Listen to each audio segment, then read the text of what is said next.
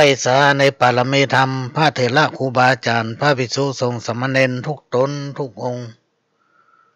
ขอสวัสดีพี่น้องท่านผู้ฟังพ่อน้อยพ่อนานพ่ออุ้ยแม่อุ้ยที่รับฟังรายการจากสถานีวิทยุกระจายเสียงพระพุทธศาสนาแห่งชาติและสังคมขึ้นเพื่อการศึกษาพระพุทธศาสนาและวัฒนธรรม FM 104.50 เมกะเฮิรตซ์จากวัดไฟหินวัดไฟหินตั้งอยู่หลังมหาวิทยาลัยเชียงใหม่ตำบลสุเทพอำเภอเมืองจังหวัดเชียงใหม่ซึ่งเป็นแม่ข่ายหลักนำเอารายการทุกรายการเผยแพร่และก็ลิงก์สัญญาณไปทำลายสถานีขอกราบขอบพระคุณผู้อำนวยการสถานีวิทยุล้านนาเชียงใหม่และก็ท่านผู้อำนวยการสถานีวิทยุคลื่นพัฒนาคุณภาพชีวิต FM 92.25 วัดหลวงป่าแดงมหาวิหารสถานีวิทยุ FM 98.75 คลื่นธรรมะของชุมชนวัดห้วยตองสักตำบลขวางเปาอำเภอจอมทองจังหวัดเชียงใหม่สถานีวิทยุมนต์เสียงธรรม 106.25 วัดบุพารามอำเภอแม่แจ่มจังหวัดเชียงใหม่ซึ่งได้ให้การอนุเคราะห์เมตตานำเอาเสียงรายการนี้เผยแผ่สู่พี่น้องท่านผู้ฟังแถมสถานีหนึ่งก็ต้องขอกราบขอบพระคุณท่านผู้อำนวยการถึง4สถานีพี่น้องท่านผู้ฟังสามารถรับฟังรายการนี้ตั้งแต่เวลา 4 โมงไปจนถึง 6 โมงแมลงทุกวันเสาร์5สถานีดำเนินรายการโดยเก้ากับผมพระหลวงสว่างธาตุอินทร์จันทร์ประธานเครือข่ายกองทุนแม่ของแผ่นดินจังหวัดเชียงใหม่และ8จังหวัดภาคเหนือรองประธานศูนย์ประสานงานกองทุนแม่ของแผ่นดินแห่งชาติและก็ประธานคณะที่ปรึกษาผู้ตรวจราชการภาคประชาชนจังหวัดเชียงใหม่ด้านต่างๆก็มาพบปะพี่น้องท่านผู้ฟังมาเป็นกู้เป็นเกมนำเอาสาระร้อยอันปันเรื่องมาเล่าโอ้สู่กันฟังมาเปลี่ยนบรรยากาศให้พี่น้องท่านผู้ฟังหลังจากพี่น้องท่านผู้ฟังได้ฟังสาระต่างๆจากผู้ดำเนินรายการหลายๆสถานีช่วงนี้ก็มาฟังกระโยมเก่าเจ้าบ้านแท้ๆพี่น้องท่านผู้ฟังนำเอาสาระจากประสบการณ์จากการที่ได้ยินได้ฟังจดจำเอาของครูบาอาจารย์ที่เปิ้นเทศน์เปิ้นสอนเอามาอู้มาเล่าสู่กันฟัง2 ชั่วโมงเต็มๆก็ทุกวันเสาร์พี่น้องท่านฟังจะมาปะกันที่นี่แล้วก็หลังจากวันเสาร์ก็มีวันอาทิตย์ทำวันหนึ่งวันอาทิตย์ก็ตั้งแต่เวลาบ่ายโมงถึงบ่าย3 โมง3-4สถานีเหมือนกันก็มาพบปะเป็นคู่เป็นเกมพี่น้องท่านผู้ฟังหูไว้ใจว่าใส่บาแบ่งหามสิ่งที่บ่ฮู้ก็จะได้ฮู้นะสิ่งที่ฮู้แล้วก็จะได้ฮู้แถมก็มาแลกเปลี่ยนเรียนรู้พี่น้องท่านผู้ฟัง พระหลวงเคยทำโครงการแลกเปลี่ยนเรียนรู้ประสบความสำเร็จประกวดได้ที่1ก็คือนำเอาของเปิ้นมาแลกกับของเฮาแล้วเอาของเฮาไปแลกกับของเปิ้นแสดงความคิดเห็นแลกเปลี่ยนกันสิ่งใดที่พี่น้องท่านผู้ฟังรับฟังจากรายการบ่ว่าจะเป็นสถานีวิทยุขึ้นFM 92.25 ขึ้น FM 98.75 วัดห้วยตองสักตำบลขวางเปาอำเภอจอมทองจังหวัดเชียงใหม่แล้วก็ขึ้นมนต์เสียงธรรม 106.25 วัดบุพารามแม่แจ่มท่านจะฟังจากสถานีไหนก็แล้วแต่นะก็สามารถแลกเปลี่ยนเรียนรู้กันได้ช่วงเดือนหน้าเนอะพี่น้องท่านผู้ฟังพระหลวงก็จะเปลี่ยนเอาจากระบบคอมระบบโทรศัพท์ไปเข้าคอมเนี่ยมาเป็นโทรศัพท์ตั้งโต๊ะเขาจะสนทนากันได้ ในเดือนหน้าก็จะมีการแลกเปลี่ยนเรียนรู้กันมีปัญหาใดก็ถามกันมาได้อย่างแม่วิคนหนึ่งเพิ่นถามมาตะก้อนเหมือนมาหลายปีมีคนถามว่าปลาหลวงคนเฮาตายแล้วไปไหนอยู่เฮากับปางหม้อไปตอบเพิ่นโอ้ตายแล้วถ้าบ้านกินกับไปวัดกับแม่พี่น้องแล้วลูกจากวัดเราไปไหนแถมพี่น้องก็ไปเหี่ยวปางหม้อไปหน่อยก็ว่าบ้านแคบก็ไปตั้งไว้บำเพ็ญกุศลที่วัดเพิ่นซ้ำถามว่าถ้าลูกวัดเราจะไปไหนก็ไปเหี่ยวสวัสดีครับพี่น้องทั้งหลายพระหลวงสว่างบรรณามาทำแล้วเจ้ามาทำแล้วมาเป็นกู้เป็นกิมปุ้ยแม่เท่าครูบาอาจารย์เจ้าเถระพระสงฆ์องค์เน้นปน้อยปนานลูกหลานตั้งหลายโต๊ะเหนือออกใต้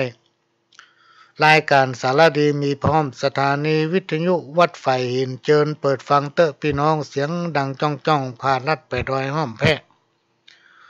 เชียงใหม่ละปูนลำปางแป้น่านโพธิ์ฮอดอันเชียงไฮ้มานานมาแล้วพี่น้องตั้งหลายปู่ป้าลุงยายสาวจีบ่าวน้อยเปิดวิทยุฟังเตอเจ้า FM 104.50 บดีละกำข้าวอันจ้อยสองมีสารละสัมปะจังเอามาปั่นเล่าสู่กันฟังเป็นสารข้าวซ้อย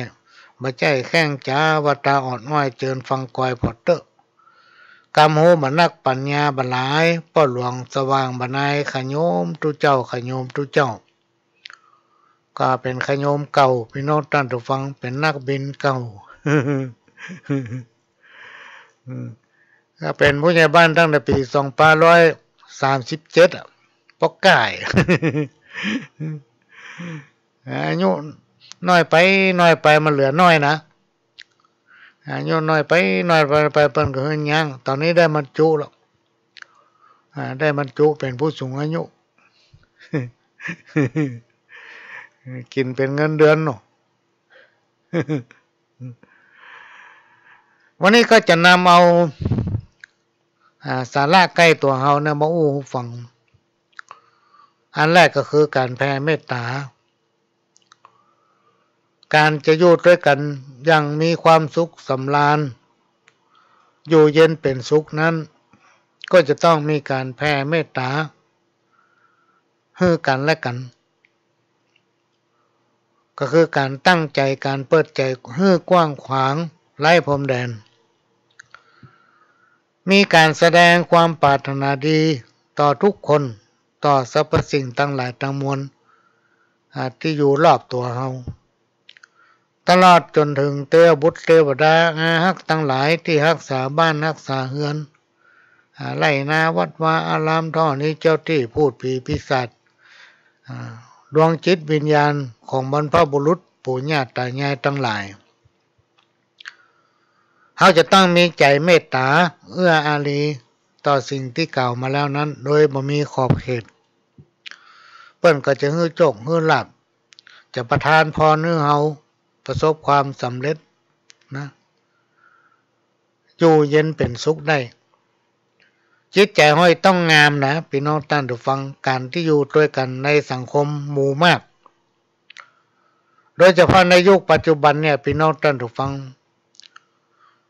บ้านนักในหมายถึงมีการขยายสืบลูกสืบหลานสืบเหลนสืบหลนสืบพี่สืบน้อง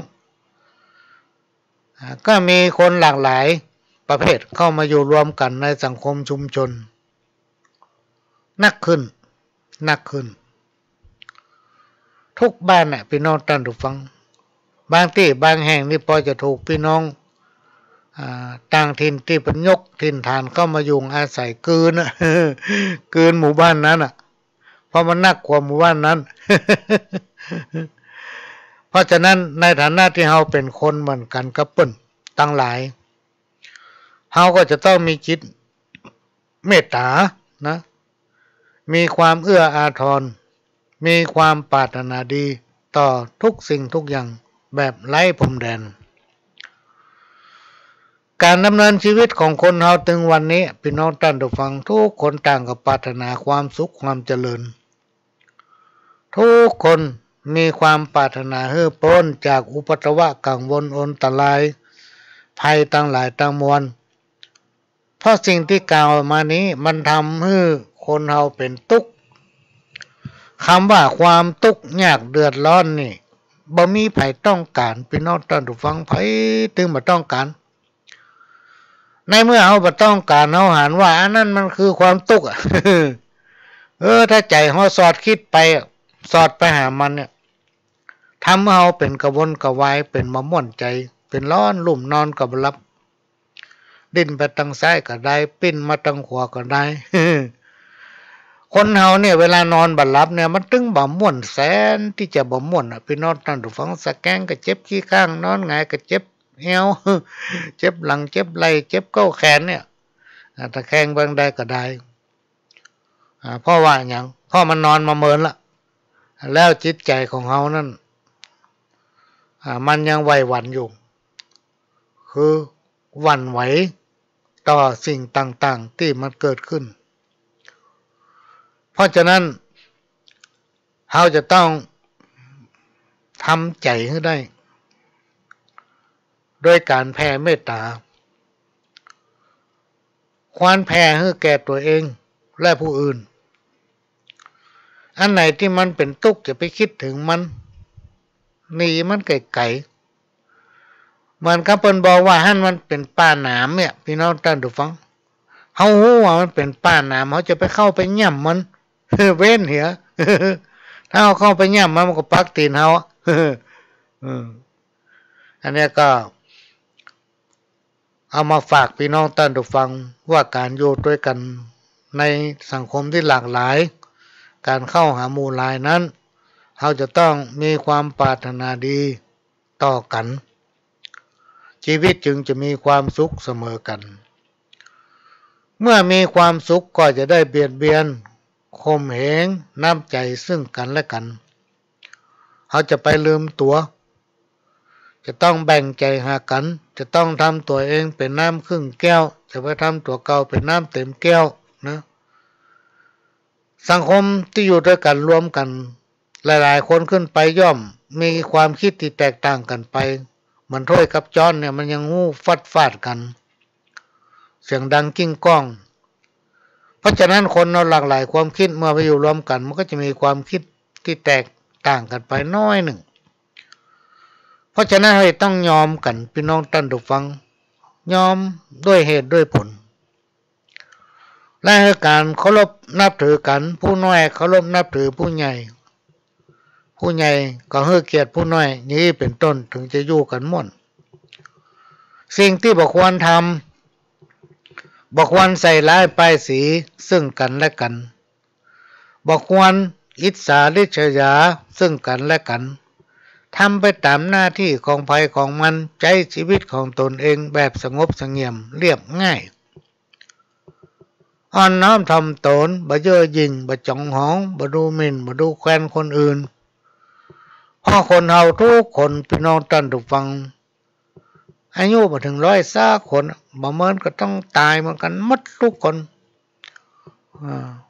มันจะแตกต่างกันภัยจะตายก่อนตายโว้ยนั่นเป็นจะได้ถึงอู้ว่าตายพี่น้องท่านผู้ฟังอันนี้มันเป็นความจริงและมันเป็นสัจธรรมที่อย่างทุกอย่างที่เกิดมาแล้วจะต้องมีการแปรผันในท่ามกลางและแตกสลายไปในที่สุดก็เป็นธาตุกลายไปเป็นดินคนเรามีส่วนประกอบจากดินน้ำลมไฟหรือว่าดินน้ำไฟลมอันนี้จะเป็นตัวกระตุ้นแล้วครับอย่างต่างๆในร่างกายของเราเพราะฉะนั้นทุกคนจะต้องคืนสู่ธรรมชาติจะต้องถอดเอาจิตวิญญาณของตัวเก่าออกจากร่างที่มาอาศัยอยู่ถึงวันนี้สัจธรรมก็คือมันเป็นความจริงเป็นสิ่งบัดตายเมื่อเมื่อไงวันนี้พี่น้องท่านผู้ฟังได้มีโอกาส ได้ยินฝรั่งเนาะเพิ่นอยู่ต่างประเทศมั้งนะเยอรมันที่แรกเขาเนอะเป็นคริสเตียนแต่เพิ่นก็เป็นพุทธเนี่ยนั่งกรรมฐานคู่คืนนะนั่งกรรมฐานคู่คืนเพิ่นก็บอกว่าคำสอนขององค์พระสัมมาสัมพุทธเจ้านั้นมันใหม่อยู่เสมอและมันเป็นความจริงทุกอย่างเป็นว่าทำดีได้ดีทำบดีได้บดีแม้ว่าเป็นคำสอนที่มีมาได้2,500 กว่าปีแล้วก็ยังเป็นความจริงและทันยุคทันสมัยตลอดโดยเฉพาะธรรมะขั้นพื้นฐานเนี่ยพี่น้องท่านผู้ฟังศีล5 ข้อที่เราได้ยินกันมาเมื่อแล้วกิจกรรมในทางพุทธศาสนาบอกว่าที่ไหนงานไหนอย่างถ้ามีพิธีกรรมในทางพุทธศาสนาก็จะต้องมีการไหว้พระสมทานศีลซึ่งเป็นธรรมะขั้นพื้นฐานก็คือศีล5 ข้อนี้ที่คนมนุษย์เราต้องนำปฏิบัติคู่กับชีวิตประจำวันถ้าปฏิบัติได้ครูบาอาจารย์กล่าวไว้ว่าจักพบแต่ความสุขมีความเจริญก้าวหน้ายิ่งขึ้นนะซึ่งทางคณะผู้บริหารบอกว่าภายนอกภายในก็มีแนวโน้มร่วมกันว่าจะน้อมนำเอาคุณธรรมจริยธรรมง่ายๆเอาศีลธรรมเข้าสู่หมู่บ้านชุมชนเป็นหมู่บ้านวิถีธรรมวิถีพุทธซึ่งเรื่องนี้พี่น้องท่านฟังเราก็พยายามทำกันแต่เราอันมาถึงมาสนใจถ้าเราเป็นคนใหญ่เป็นพ่อเป็นแม่เป็นปู่เป็นป้าเป็นยายนี่เราไม่ได้อธิบายแล้วก็จักจูงไม่ได้ฝึกจิตฝึกใจเขาไว้จิตใจคนเรานี่มันไม่ใช่เหมือนกันนะพี่น้องท่านผู้ฟังอย่างสมัยเฮาเนี่ยพ่อแม่ปู่ย่าตายายเป็นว่าจะได้เฮาก็ฟังเนาะเฮาก็ฟังเฮามันยอมฝืนเฮากลัวมันบ่ดีทางที่เฮาก็โมโหนะว่าบ่ดีนะมันคือหยังดีมันคือหยังนะกระทำตามกรรมเปิ้นล่ำมีการเถียงกันอย่างนี้เป็นต้นอย่างศีลข้อที่1ปาณาเนี่ยเพิ่นบอกว่าเว้นจากการฆ่าสัตว์ตัดชีวิตและการเบียดเบียนคนอื่นผลของการฆ่าสัตว์ตัดชีวิตเบียดเบียนผู้อื่นให้เขาได้รับความสุขให้เขาได้รับความทุกข์ยากเดือดร้อนบัดใจความรุนแรงต่อคนบัดใจความรุนแรงต่อสิ่งที่มีชีวิตรวมไปถึงบัดทำลายสิ่งแวดล้อมหรือธรรมชาติผลของกรรมที่เกิดขึ้นจากการกระทำนั้นมันมีใครทำอย่างใดครูบาอาจารย์ตั้งกล่าวไว้ว่ามันก็จะได้อย่างนั้นและก็ไผ่แตนไผ่บ่ได้ตัวนะพี่น้องท่านผู้ฟังผู้ใดทำผู้นั้นจะต้องได้ครับอันนี้เปิ้นก็อุทานออกมาในเมืองคนเขาเนี่ยว่าโอ้คนมนุษย์เขาเป็นอีน้อเมื่อถึงเวลาก็ต้องไปจากโลกนี้ภพนี้เพราะฉะนั้นเขาจะอยู่ได้ยังมีความสุขได้อย่างใดก็ด้วยความสมัครสมานสามัคคีรวมใจกันเป็นหนึ่งถือว่าเป็นพี่เป็นน้องนะมีน้อยก็กินน้อยมีนักก็กินนักพี่น้องท่านผู้ฟังสมัยก่อนนี่หลาย10 ปีมาพ่อหลวงเคยไปตัวเพื่อนไปไหนก็ไปด้วยกันโดยไม่ได้ใช้เวลาประมาณเกินเดือนไปหรือว่าเดือนหนึ่งได้จำค่าได้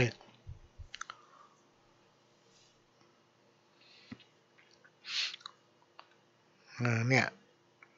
ก็เป็นสิ่งที่นำมาเล่ามาโอ้สู่กันฟังพี่น้องท่านผู้ฟัง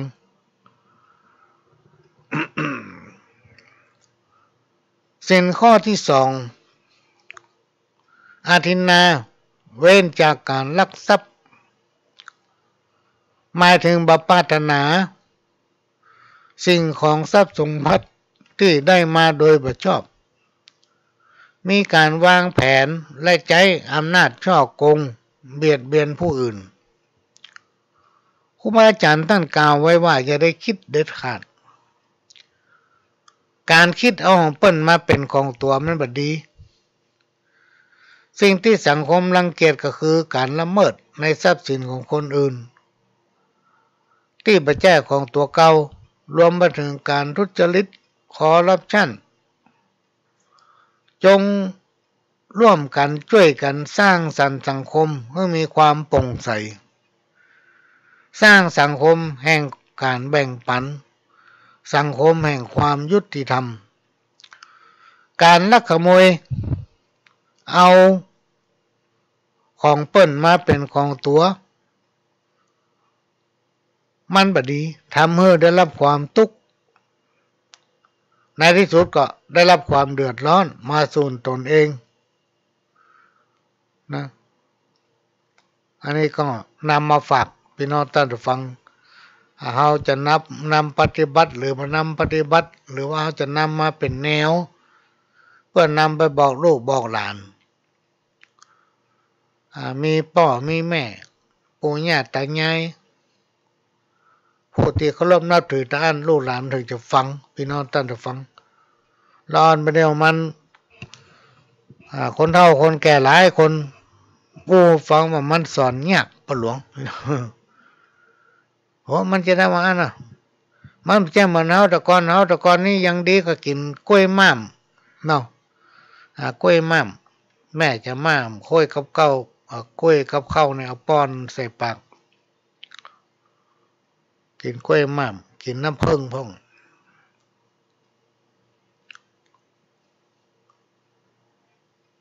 ถ้ากินนมก็กินนมจากเต้าของแม่ได้3 เดือน7 เดือนก็รอเปิ้นถึงปิดนมแต่ละวันประเดี๋ยวพี่น้องท่านผู้ฟังกินนมทรงกินนมขวดกินนมกระป๋องกินนมกล่องเนี่ยมันบ่แจ้วมันบ่ดีนะมันดีเพราะฉะนั้นจิตใจมันเลยเหินห่างจากสายเลือดของตัวเก่าก็คือพ่อกับแม่ปู่ย่าตายายก็ต้องช่วยพ่อแม่ในฐานะที่เราเป็นบาศกบาสิกาเป็นเจ้าพุทธมีพระแก้วทั้ง3 ประการเป็นที่เพิ่งตั้งใจก็จะต้องไปปรึกษาพี่น้องท่านผู้ฟังเนี่ยนำไว้ในจิตในใจท่าน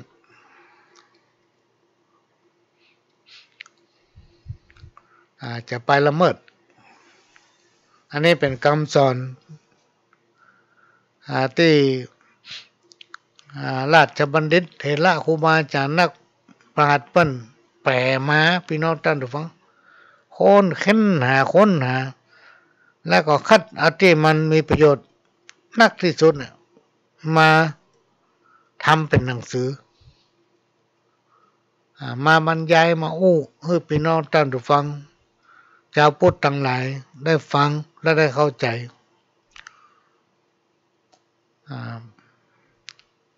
ช่วงนี้ก็จะให้พี่น้องท่านผู้ฟังเทปเก่าสักแป๊บหนึ่งก็เดี๋ยวมาปะกันใหม่นะพี่น้องท่านผู้ฟังให้กินน้ำอุ่นรักษาสุขภาพตัวเองให้แข็งแรงสมบูรณ์เวลานอนพักผ่อนก็ให้มีความอบอุ่นนะเวลาฝนตกจะไปห้ามฝนเพราะฝนนั้นมันจะนำมาถึงเชื้อหลายๆอย่างฝนตะก้อนก็ไม่ได้มั่นใจเหมือนกันนะพี่น้องท่านผู้ฟังฝนในสมัยก่อนนี่เพิ่นตวงเอาไว้กินไว้ใจได้หรอกในยุคสมัยปัจจุบันนี่น้ำฝนดำพี่น้องท่านผู้ฟังลองสังเกตเถอะก็รักษาสุขภาพกินอาหารร้อนๆกินน้ำอุ่นน้ำร้อนเนาะเวลาไปที่ไหนออกบ้านออกจองก็ใส่แมสเนี่ยถ้าสุขภาพของเราแข็งแรงสมบูรณ์พี่น้องท่านผู้ฟังเริ่มเป็นอย่างพ้นจากภัยทั้งหลายทั้งปวงโดยเฉพาะพี่น้องท่านผู้ฟังทั้งหลายคนไทยเราเนี่ยนับถือพระพุทธศาสนา เป็นส่วนใหญ่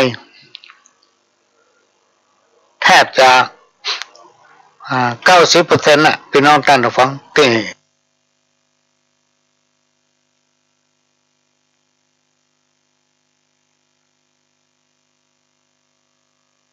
เอาธรรมะอันเป็นคำสั่งสอนขององค์พระสัมมาสัมพุทธเจ้า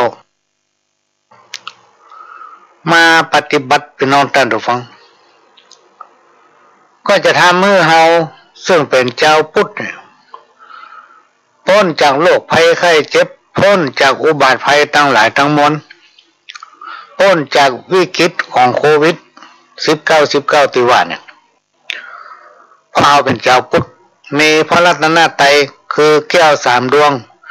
พระแก้วทั้ง3ประการเป็นล่มโพล่มใจนะและก็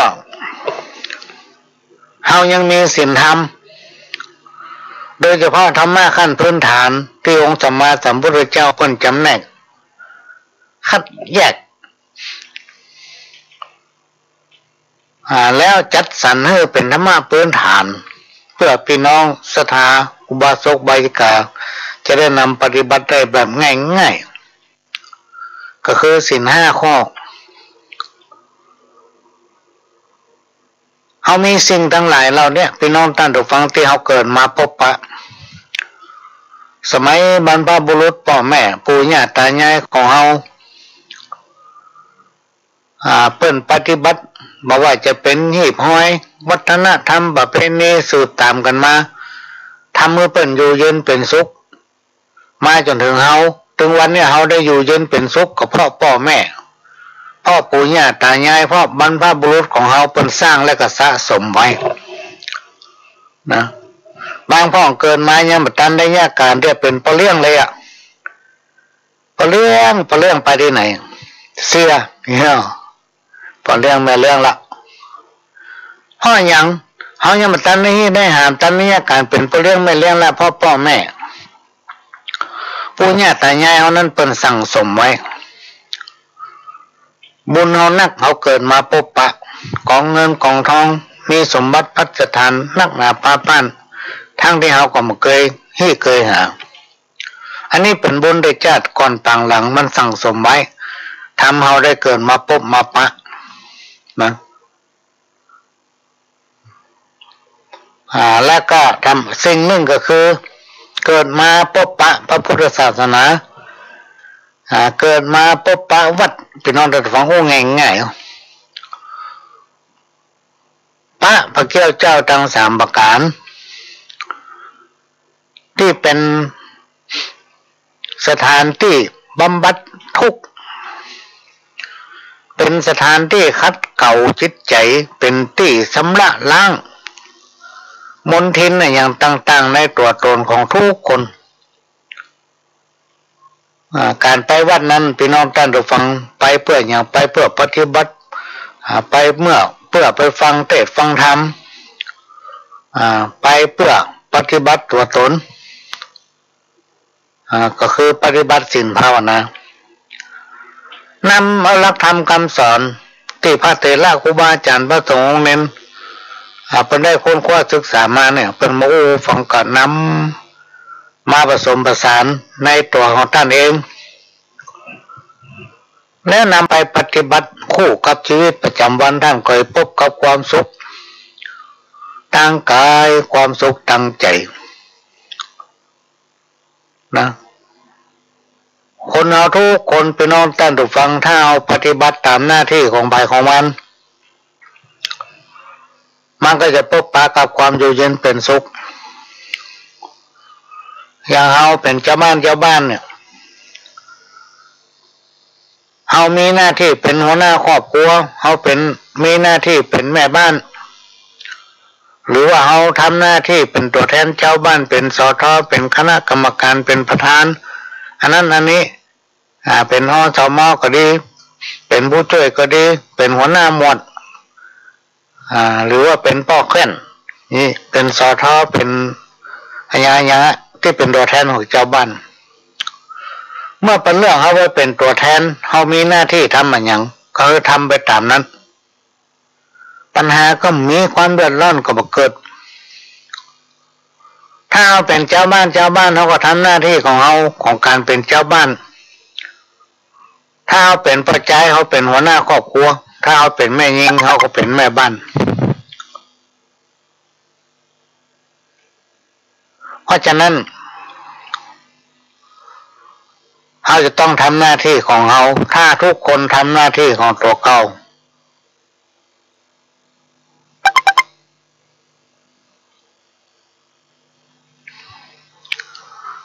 ต้องทำหน้าที่ของตัวเขา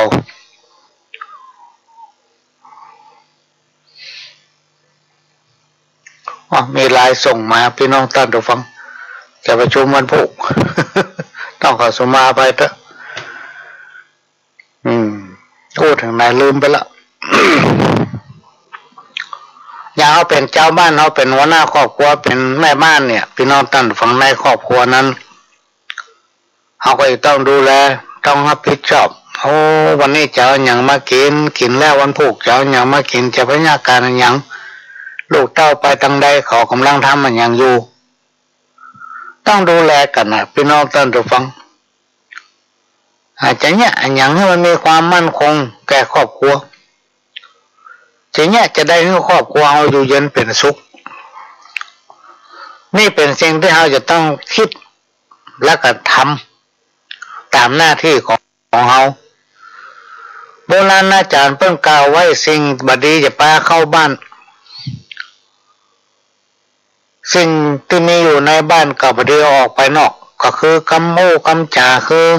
อย่างสัมภาษณ์สเปดพี่น้องท่านผู้ฟังเรื่องในบ้านบดีพระโอทั้งนอกแล้วเรื่องอย่างที่มันบดีทั้งนอกกับบดีเข้าไปในบ้านเพราะมันไม่ใช่เรื่องอย่างเราอาจจะทำให้เดือดร้อนดูตามหน้าที่ของฝ่ายของมันพ่อบ้านก็คือพ่อหลวงบ้าน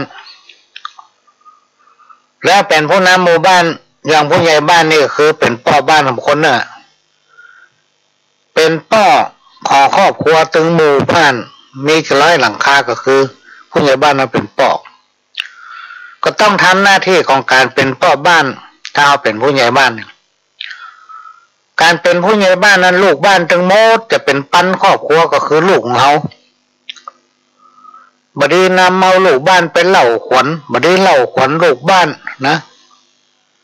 ให้มีความเสมอภาคไม่ยังตั้งซ้ายไม่ยังตั้งขวานะผิดก็ว่าไปตามผิดถูกก็ว่าไปตามถูกต้องให้ความเป็นธรรมพยายามสร้างความสมานฉันท์ใจเนี่ยอย่าได้ให้ชาวบ้านในบ้านเฮาไปแยกพรรคแยกพวกเมื่อมันแยกพรรคแยกพวกเฮาใจเนี่ยอย่างใดให้มันเข้าหากันเนี่ยการเป็นผู้นำหมู่บ้านนี้ต้องคิดและต้องนำปฏิบัติเมื่อเอาช่วยเหลือมันทุกอย่างแล้วมันยังมาสนองเนี่ยพี่น้องท่านผู้ฟังมันยังปฏิบัติตามก็สวัสดิการทางด้านสังคมมันมีกล่าวมาใจเอาสวัสดิการนั้นมาใจแต่เราจะต้องยึดมั่นในหลักของคุณธรรมต้องยึดมั่นในความถูกต้องตนเองต้องไปเอียงซ้ายไปเอียงขวาไปแจ้เป็นวัวสันหลังวะทางตัวไม่เต็มงอนเนี่ยเมาก็ไม่ว่าเปิ้นคนอื่นไผ่ก็บอกฟังไผ่ก็บอกเชื่อเพราะฉะนั้นการจะเป็นผู้นำคนจะต้องทำตนเองให้ดีเสมอต้นเสมอปลายไม่ใช่ว่าจะต้องดีหมดก็ไม่ใช่คนเรามันต้องมีดีมีเสียพ่องเป็นปกติธรรมดาของคนถ้าอันเปิ้นบอกว่าคนเนาะเราต้องพยายามให้มีความสามัคคีเกิดขึ้นให้ได้ในสังคมชุมชนและก็มีความเสมอภาคการนำชาวบ้านเข้าวัดเข้าวาปฏิบัติภารกิจในกิจการในทางพุทธศาสนาบอกว่าวัดบ้านโรงเรียนที่เป็นว่าบวรเนี่ยมันขาดกันมาได้ถึง3 ประการนี้อันนี้เป็นหน้าที่หลักของผู้นำหมู่บ้านจากประวัติตำนานพี่น้องท่านผู้ฟังพระพุทธศาสนาแก้วทั้ง3 ประการเนี่ยเป็นที่เชื่อมเป็นตัวเชื่อมเป็นหัวใจของการเชื่อม ความสมัครสมานสามัคคีเป็นแหล่งที่ทำให้ก่อเกิดความสมานฉันท์โดยใจรักคุณธรรมโดยมีแนวที่นำปฏิบัติก็คือหีบห้อยวัฒนธรรมประเพณีหรือขนบธรรมเนียมอย่างต่างๆเนี่ยเกิดมาจากวัดเพราะนั้นการจะเป็นผู้นำต้องเข้าวัดนะพี่น้องท่านผู้ฟังไปเจ้ว่าไปวัดอู้บ่ได้เป็นยังเป็นยาวลวกมดหู้มดศีลธรรมของหู้ในทุกประตูข้างในที่บริหู้มดแต่ไปวัดสักเถื่อเป็นทำบุญตักบาตรอย่างใดมันยังหู้ด้วยซ้ำเวลามีการมีงานเป็นอย่างเป็นไหว้พระอย่างใดมันยังหู้ด้วยเพราะนั้นการเป็นผู้นำหมู่บ้านต้องไปให้มันครบตึงสามลักเนี่ยคือบวรวัดบ้านโรงเรียนถ้าผู้นำเบาทานเบาขี้เต่าเนี่ยพี่น้องท่านผู้ฟังบ้านนั้นพัฒนาบ่ขึ้นใครจะลงไปใครจะไปหาใครจะไปแนะนำใครจะไปช่วยเหลือการที่เพิ่นจะลงไปเพิ่นพอก็หลบเพิ่นหู้หมดพี่น้องท่านผู้ฟังจะไปว่าเฮาอยู่บ้านเฮามันไก่อำเภอมาไก่จังหวัดเพิ่นโอ้ยเพิ่นอยู่ตังบนนี่เพิ่นพอลงไปเพิ่นหูหมดเพิ่นสืบเพิ่นถามประวัติถ้าจะพัฒนาก็ถามไปทางด้านพัฒนาทุกอำเภอจะมีสำนักงานพัฒนาชุมชนทุกอำเภอจะมีสำนักงานปกครองและทุกอำเภอจะมีศูนย์ดำรงธรรมทุกอำเภอเพิ่นถือว่าเพิ่นจะร่วมกันทำงานทั้งปกครองขีดเด็ดพัฒนาเพราะฉะนั้นข้อมูลแต่ละหมู่บ้านชุมชนจะมีที่ส่วนกลางนี่หมดถ้าบ้านไหนดีมีความสมัครสมานสามัคคีบัดทะเลาะเบาแวงพี่หูสองน้องหูหนึ่งอยู่กันเหมือนพี่เหมือนน้องผู้นำก็เป็นคนดีมีคุณธรรมมีความซื่อสัตย์บ่คดบ่โกงบ่กินของคนนั้นบ่กินของคนนี้ตั้งตนอยู่ในความเที่ยงตรงบ่ว่าคนนั้นบ่ว่าคนนี้บ่เอียงไปทางซ้ายบ่เอียงไปทางขวาบ่เป็นคนที่มีตัณหาราคะมีประวัติดังพ้อยบางคนนี่โอ้เต็มงอนก็ยังไปอวดตัวว่าดีอยู่เป็นการไปเปิดเสื้อเปิ้นหันหลังไปขายขี้หน้าตัวเก่าทั้งๆที่เปิ้นโหตัวเต็มเป้าถ้าบ้านไหนไปอยู่ในลักษณะที่เก่ามาแล้วไผถึงไม่อยากลงไปพี่น้องท่านผู้ฟังลงไปเอาปวดหัวลงไปแล้วปิ๊กมาเจ็บหัวคนที่เพิ่นลงไปเนี่ยเพิ่นจะไปส่งเสริมจะไปเพื่อการอนุเคราะห์ช่วยเหลือว่าจะเอาอย่างมาช่วยดีจะช่วยในด้านไหนเพื่อจะนำมาเป็นข้อมูลเพื่อเอามาประชุมชี้แจงระดับบนต่อไปแต่ถ้าไปแล้วเมาทะเลาะเบาแวงกันเมาก็พิษกันอยู่หัน3 วันดี4 วันให้บุตรคนหนึ่งเป็นหนึ่งคนหนึ่งเป็นหนึ่งแจกกันไป10 ก๊ก20 ก๊กไผ่ตึงบัดลงไปพี่น้องตะหนกฝังบ้านนั้นพัฒนาบ่ขึ้นไผ่มันไปช่วยถ้าไปแล้วมันปวดหัวบ่ไปดีกว่าเพราะฉะนั้นถ้าเอาหวังความเจริญหวังว่าบ้านเท่านั้นจะเป็นที่อยู่ของลูกของหลานในอนาคตลูกเต้าเราหลานเราจะมีความเจริญรุ่งเรืองเขาจะได้สู่สุขสบายอยู่ม่วนอกม่วนใจสังคมดีบ้านดีคนดีเขาจะต้องมีความสมานฉันท์อยู่ด้วยกันเหมือนพี่เหมือนน้องยึดหลักบวรอย่างที่ว่าเนี่ยวัดบ้านโรงเรียนอันนี้ก็ขอฝากไว้เนอะพี่น้องท่านผู้ฟัง ฝากไว้วันพรุ่งนี้ก็จะมีการประชุมเครือข่ายหมู่บ้านกองทุนแม่ของแผ่นดินระดับจังหวัดทุกอำเภอเวลา 8 โมงเป็นต้นไปที่ห้องประชุมอาคารเฉลิมพระเกียรติของอบจ.หลังศาลากลาง ก็จะมีประชุมทุกอำเภอเพื่อมอบนโยบายแล้วก็แจ้งในสิ่งที่ทำมาวันพวกนี้พระเจ้าด้านประธานเครือข่ายของแต่ละอำเภอด้วยการอนุเคราะห์เมตตาประสานจากสำนักงานพัฒนาชุมชนจังหวัดได้ประสานไปทางสำนักงานพัฒนาชุมชนอำเภอก็ขอเชิญท่านได้มาร่วมเพื่อจะได้เป็นที่ปรึกษาหรือในกิจการบอกว่าจะเป็นงานที่ผ่านมาข้อดีข้อเสียและงานที่เราจะร่วมกันทำในอนาคตก็เชิญพบปะกันได้จะใช้เวลาวันนึงก็คงจะเกินวันพี่น้องท่านผู้ฟังเพราะต่างคนต่างมีภารกิจปีนหูดังเห็นเนอะเอาผ้ามาปีนหูดัง มันตึงอิดใจแต่กลับไปไหนได้ปีนหูดังนี่นะมันอิด อิดขนาด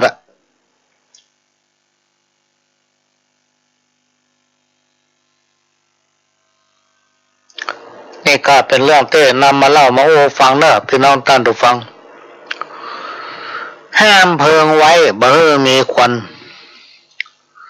ห้ามสุริยะแสงจันทร์บ่ให้ส่องแจ้งห้ามบ่ให้อายุของคนเฮาเลื่อนเคลื่อนไปห้าม3อย่างเนี้ยบ่มีใครห้ามได้เหมือนกับห้ามคนเฮาบ่ให้นินทากันมันห้ามตึงบ่ได้พี่น้องท่านผู้ฟังแต่สิ่งที่คนเราสามารถห้ามได้คือห้ามตัวเองห้ามตนเองให้ท่องจำไว้อยู่ในใจอยู่เสมอว่าปิดปากไว้เบาจาดีกว่านินทาเพื่อนบ้านปิดปากไว้เบาจาดีกว่านินทาเพื่อนบ้านเมื่อเราทำได้อย่างเงี้ยพี่น้องท่านผู้ฟังทำได้แค่เนี้ยมันจะทำเอาอยู่มั่นไปไหนเขาก็มั่นอกมั่นใจบ่มีศัตรูเวลาเขานอนหลับเขาก็บอกฝันร้ายเพราะอย่างว่าผมว่าอย่างไผ่ทำว่าอย่างไผ่ถ้าไผ่ทำมาดีเขาก็อู้บอกเตือนเขาเนี่ยเขาจะเชื่อก็ตามไปเชื่อก็แล้วแต่มันมีข้อห้ามมันครูบาอาจารย์เพิ่นอู้คนใดเชื่อคนใดนำปฏิบัติก็จะได้ดีไปคนไหนไปเชื่อคนไหนมานำปฏิบัติก็ไม่ได้ดีนะอันนี้ก็นำมาเล่ามาอู้เอามาฝากเนอะพี่น้องท่านผู้ฟังไม่ได้เอามาสอนนะเอามาอู้ฟังเชื่อก็ตามใจฟังบ่ฟังก็ถึงจะอู้เพราะคนที่อู้2 ชั่วโมงกว่านี้ ตำนานกรรมเก่าที่เป็นว่าไว้วัดจะล้างโหนางจักพยองเงินทองจะเป็นพระเจ้าคนเฒ่าคนแก่จะกำพร้าจอมปาลาจะหม่นหมองพี่น้องกันจักเป็นศัตรูกันครูจักกลัวศิษย์พิษจักเป็นทุกข์นะลูกจักล้างผ่านคนพาลจักอาหังการคนบ้าจะเด่นดังคนมีตังจะเป็นเทพเจ้าอันนี้คือกรรมเก่าโบราณเพิ่นว่าไว้นะในตำนานนะพี่น้องท่านผู้ฟังอันนี้ก็เอามาเมื่อกี้กรรมเอามาให้3-4 ข้อเนี่ยเอามาอ่านให้ฟังวัดจะล้างพ่อจะได้วัดมันถึงจะล้างที่จริงมันไม่ล้างหรอกพี่น้องท่านผู้ฟังมันเป็นกรรมที่เป็นกุศโลบายวัดไหนถ้าพี่น้องศรัทธาสันนิบาตตามเข้าพระสงฆ์องค์เจ้าเถระครูบาอาจารย์ปฏิบัติศีล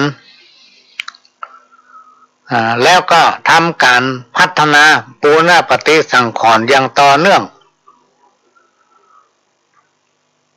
มันก็จะเกิดความสวยงามจะเป็นสถานที่ชำระล้างจิตใจจะเป็นโรงพยาบาลทางใจของพี่น้องศรัทธาญาตายกทายกาไปหำยาวนานเพราะถ้าเอาหม่อนใจเอาไปวัดเราหม่อนใจโลกพี่น้องท่านผู้ฟัง ได้ไปกราบพระพุทธพระธรรมพระสงฆ์ได้ไปไหว้พระธาตุได้ไปนั่งห่มในศาลานั่งห่มไม้ในวัดมันม่วนอกม่วนใจนะม่วนอกม่วนใจแต่ถ้าวัดใดไปทุกเจ้าแปลงหน้าบูดด้วยแปลงหน้าใกล้ด้วยเร็วไปทางไหนพระน้อยพอตัวก้นเป็นหมูอันนั้นก็น่าอายเหมือนกันเนอะเข้าก็ไปอยากไปนี่หลายเตื้อเราไปหลงไปนะไปวัดบักใครม่วนใจวันนี้จะไปวัดสัก 4-5 วัดหน่อยเนาะก็ใจนะเอาแกลลอนไปด้วยลูกแกลลอนกับขวดน้อยแผงเงินเอาเชือกมัดด้วยถ้าวัดไหนไม่น้ำบ่อเอาไปตักเอาน้ำวัดนั้นใส่แกลลอนเอาวัดไหนก็สักขวดนึงนี่นะลามาใส่ในแกลลอนแล้วก็ไปทำวันถ้าวันนั้นมีน้ำบ่อเขาขอน้ำบ่อเปิ้นเอาใส่ในแกลลอนเพราะว่าคนตะก่อนเนี่ยเป็นมีความเชื่อว่าถ้าไผ่ได้อาบน้ำ3 บ่อ 7 บ่อเนี่ยของวัดเนี่ยแต่ละวัดนะไม่ใช่น้ำประปานะคือน้ำบ่อแท้ๆนะไม่ใช่ไว้เปิดเราก็ประปาวัดที่เป็นมีน้ำบ่อเขาก็ไปชัดจำเตื้อบอกให้ม่วนใจไปซ่อนน้ำบ่อตะคำถมบัดเอี้ยวมาเขาพอด้วยก้นเขาย่างเขาเป็น10-20 โมงก้นนี่เขาเตียวไปทางใดก็พอลำเหลื่อมได้ความน้อยเนาะเลยเป็นย่านพี่น้องท่านผู้ฟังเนี่ยก็ขอฝากครูบาอาจารย์กันเนอะเวลาศรัทธาไปวัดจะไปจ้องเป็นย่านล่ำเรือไปจ้องเอาจนเขาเขินตั้งตัวประติดทุกเจ้าจะว่าปูนี่ไม้อย่างบ่ายเนาะเนี่ยพี่น้องท่านผู้ฟังทั้งหลายสมัยครูบาอาจารย์ของพ่อหลวงนี่นะเวลาพี่น้องศรัทธาเปิ้นไปวัดเนี่ยไปตานอย่างก็จ้างเปิ้นด้วยว่าดีหมดขนาดแห่ต้นพระป่าเขาไปเมาเหล้ากันนะพี่น้องท่านผู้ฟังเตียวไหวเบิ่งนะเปิ้นก็ถึงว่าดีอยู่ปั่นป้อนนี่ปิกไปกับรับไปนอนเนี่ยเนอะไปไว้นัดโต๊ะทำ2-3 วันเพิ่นจะห้องปิกไปเนอะอันขอไปห้องผู้แก้วมากำลงเนี่ยครับปู่จันปู่ม้าเพิ่นจำหมดละมีไผ่พ้องที่เมาเหล้าไหวเบิ่งแห่พระป่าวันนั้นนะเพิ่นห้องมาตอนมันเมาแล้วเพิ่นจะว่าละวันนั้นนะเอาแห่ต้นพระป่ามากินเหล้าเมาไหวเบิ่งต้นพระป่าก้นปุ๊บให้นอบัดดีทำเนอะบัดดีเนี่ยเนอะอันนั้นเป็นพระป่าขี้เหล้าเพิ่นว่านะเขาจะกินจะต้านต้องเป็นคนที่จิตใจมดใสนี่เนาะสะอาดจิตใจจะต้องบริสุทธิ์ไม่ใช่เป็นขี้เหล้าเมายาแล้วเอาพระป่ามาต้านนั่นบ่ถูกต้องแห่เขาวัดเขาว่าเป็นพระป่าขี้เหล้าเป็นต่อต้านขนาดวัดเป็นยำเฮือกินเหล้าถ้าไผ่เอาเหล้าไปกินในวัดเนี่ยพิษนะพี่น้องเตือนระวังได้ถึงปัดถึงจำนั่นนะใช่ธรรมดานะอันนี้ซ้ำกินเหล้าไปไหว้พระเจ้าตัวเจ้าปั่นศีลให้ปอนก็ว่าตัวเปิ้นว่าน้ำหน้าตัวเจ้าเปิ้นมันเมาเหล้าเปิ้นจะสอนตอนหลังวันนั้นในเปิ้นว่ายังเปิ้นปั่นศีลปั่นตอนเลิกเปิ้นใจปิกละใจปิกไปนอนเนี่ยทำ2-3 วันเปิ้นห้องไปละน่าระวังแล้วมีทำลายหนึ่งพี่น้องท่านฟังนี่ประหลวงประสบกับตัวเก่าคณะที่แห่พระป่าเขาวัดเมาเหล้าเหมือนกันเขาเมาเหล้านะข้างวิหารพ่อเถิกพี่น้องท่านฟังพ่ออย่างข้างวิหารเถิกพ่ออย่างคำว่าต้นมะขามพระป่าบ้านเขานี่ใช่ต้นมะขามมันก็ใช่แค่มะขามประดับประดาห้อยด้วยอย่างสปาสเปดเนี่ยอันสตางค์ได้มันหายอยู่ในขันมันเนาะแต่ต้นพระป่าเขากลัวมันนี่มันเป็นกิ่งมะขามก็มันเมาเหล้ามันแห่ต้นมะขามแวดวิหารมันก็ก้นมันก็ใส่ข้างวิหารเมาเหล้าก็หลักไปใส่ย่านพ่อหอมมองโยกหงข้างวิหารพอเถิกทุเจ้าก็จ้างย่างได้เนาะขึ้นไปบนวิหารทุเจ้าว่าแล้วพระป่านี่เป็นพระป่าขี้เหล้า หอรกข้างวิหารพอเถิกมันเมาเหล้านะหามต้นบะขามหามต้นพระป่ามาตามนี่หนูยกตัวเต้นตัวข้างวิหารพอทะเลาะปอกเปิกหมดป้ากันโคตรว่ะพี่น้องตั้นดูฟังโอ้มันบดีกันนี่พระป่ากินเหล้าบัดตาบ่าเอาปิกอีกโอ้จะยกปิกอ่ะหน้าบนวันนั้นประหลวงมีฮั่นพอดีก็เลยเข้าไปหาทุกเจ้าว่าอาจารย์ตะกี้เขาพิษกันในบ้านละกรรมละก่อนที่แห่พระป่ามาว่าเขาพิษกันในบ้านบุรกรรมละอารมณ์เขาบดีแล้วเขามาปล่อยผีปล่อยเพลในวัดจังเขาเตอะอาจารย์พระวานอย่างนั้นทำใจฮะแล้วก้อยอู้กับมันหลังพระวานอย่างเขาเนอะเราก็ฟังไปหาเจ้าภาพพระป่าเนาะทุกเจ้าปนอารมณ์บดีเจ้าอารมณ์บดีมันถ้าถือปนเลยก็วันหนึ่งแล้วไปไงพี่น้องท่านทุกฟังกระไผว่าสักเตื้อไปกินเหล้าก่อนจะไปตานพระป่าวัดป้ากันนั่ง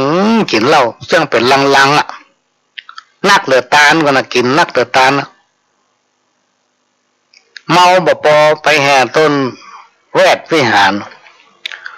กับคนที่เล่าแห่ควาตาน่ะมันก็กำหงอ่ะถูจะมาข้างวิหารพอเถอะเพราะน้องว่าป่าคิดเล่าว่ากันได้โคตรคุณนางจะพยองพี่น้องท่านผู้ฟังถ้าใครเป็นเจ้าเป็นนายเป็นข้าราชการเฮาคือผู้รับใจประชาชนเฮาคือผู้รับใจประชาชน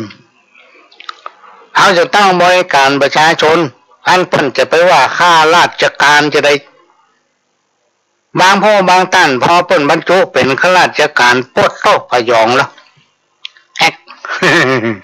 ฮกมาใครพอหน้าไปละมีอย่างนี้ใจวิโตตัวเก่าว่าสอบครูคนนั้นครูคนนี้พอได้ยศเลื่อนขึ้นไปเรื่อยๆกระทำตัวเป็นเจ้าโลกละทำตัวเป็นใหญ่พยองเพิ่นห้องว่าพยองบ่ใครบริการดีจะว่าจังได้ก็ว่าปากสวกปากเจ็บอย่างนี้เป็นต้นเงินทองจะเป็นพระเจ้าเงินทองเนี่ยพี่น้องท่านผู้ฟังมันบ่เข้าไผออกไผเงินทองเนี่ยมันจะอยู่กับทุกคนอยู่กับทุกที่มีคนขยันมันเพียรถ้าคนไหนขี้ค้านมันก็มีน้อยคนไหนที่มันเพียรเนี่ยการทำงานคงควายซ้อหามันก็มีนั่งน้อยถ้าคนไหนจ้างกินจ้างใจมันก็อยู่ตัวเมินถ้าคนไหนว่าจ้างกินว่าจ้างใจมันก็เสี่ยงโวยอันนี้เป็นเรื่องปกติธรรมดาเงินทองจะเป็นพระเจ้าถ้ามีมันก็อยู่ไปได้นะพี่น้องท่านผู้ฟังบางอย่างก็ใจสตางค์บางอย่างก็ไม่จำเป็นต้องใจสตางค์ในยุคปัจจุบันกับแต่ก่อนเนี่ยมันต่างกันนักแต่ก่อนเนี่ยถ้าเอามีสตางค์สัก10 บาทเนี่ยเขาอยู่ได้วันค่ำโลกพี่น้องท่านผู้ฟังประเด็นนี้มีร้อยเกือบอยู่ไปได้ เกือบอยู่ไปได้คือสภาพของสังคมในยุคปัจจุบันเนี่ยพี่น้องท่านผู้ฟังถ้ามันมีสตางค์ถ้าไปกาดถ้าบ่ซื้อกินบ่ได้กินแม้กระทั่งว่าเอากินน้ำพริกพักนึงเนี่ยเขาต้องซื้อหรือบางเตื้อเขาต้องได้ซื้อพริกเนี่ยถ้าเขาใส่กับพริกคำ5มันก็กินยากกับเหมาะต้องไปซื้อบะเขือส้มมาใส่ตัวพี่น้องท่านผู้ฟังไผ่พ่องเคยเอาพริกขี้หนูเนี่ยใส่ในตองเอาหอมแดงเขาใส่เอาหอมเตรียมเขาใส่ซอยบะเขือส้มเขาใส่สัก4 หน่วยนะเอา5เขาใส่แล้วมกเป็นอย่างห้องน้ำพริกอย่างหมูอ่ะก็หลวงห้องน้ำพริก5 มก ถ้าเอาไปใส่บะเขือส้มเนี่ยเนื้อมันบะล้ำมันมีน้ำมันมีก้านเนื้อถ้าเอาบะเขือส้มใส่หรือว่าจี้บะเขือเทศ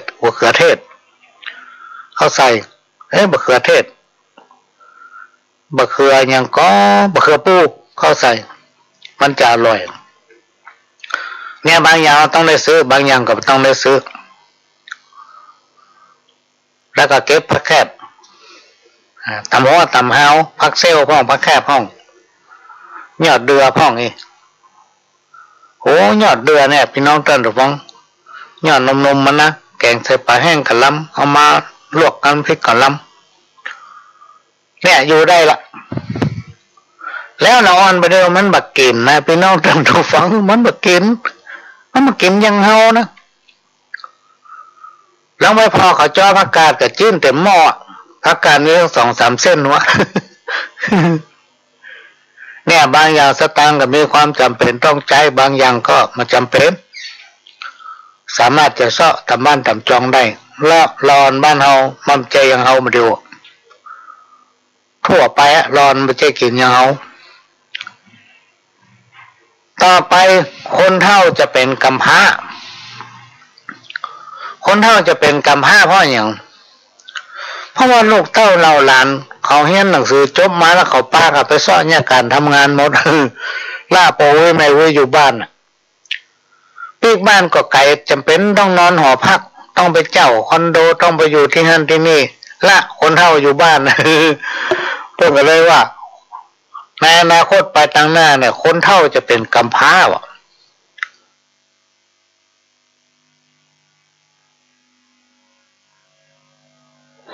ล่าคนเฒ่าอยู่คนเดียวมันเหมือนโทรหาให้เตื้องกันเมื่อกินยาเนอะกินข้าวละกายถ้าว่าไปได้กินกับมันอยู่ที่ไหนโอ้ไม่ยามาหู้เนี่ยพี่น้องตาดูฟังอันนี้เป็นกรรมตำนานมาเก่าจอมปาลาจะมนหมองจอมปาลากับคนผู้รักผู้ใหญ่ในบ้านในเมืองพี่น้องตาดูฟังจะมนหมองพ่ออย่างพ่อในยุคที่มีการพัฒนารุ่นหน้าก้าวไกลเป็นห้องเป็นไปตามสากลของโลก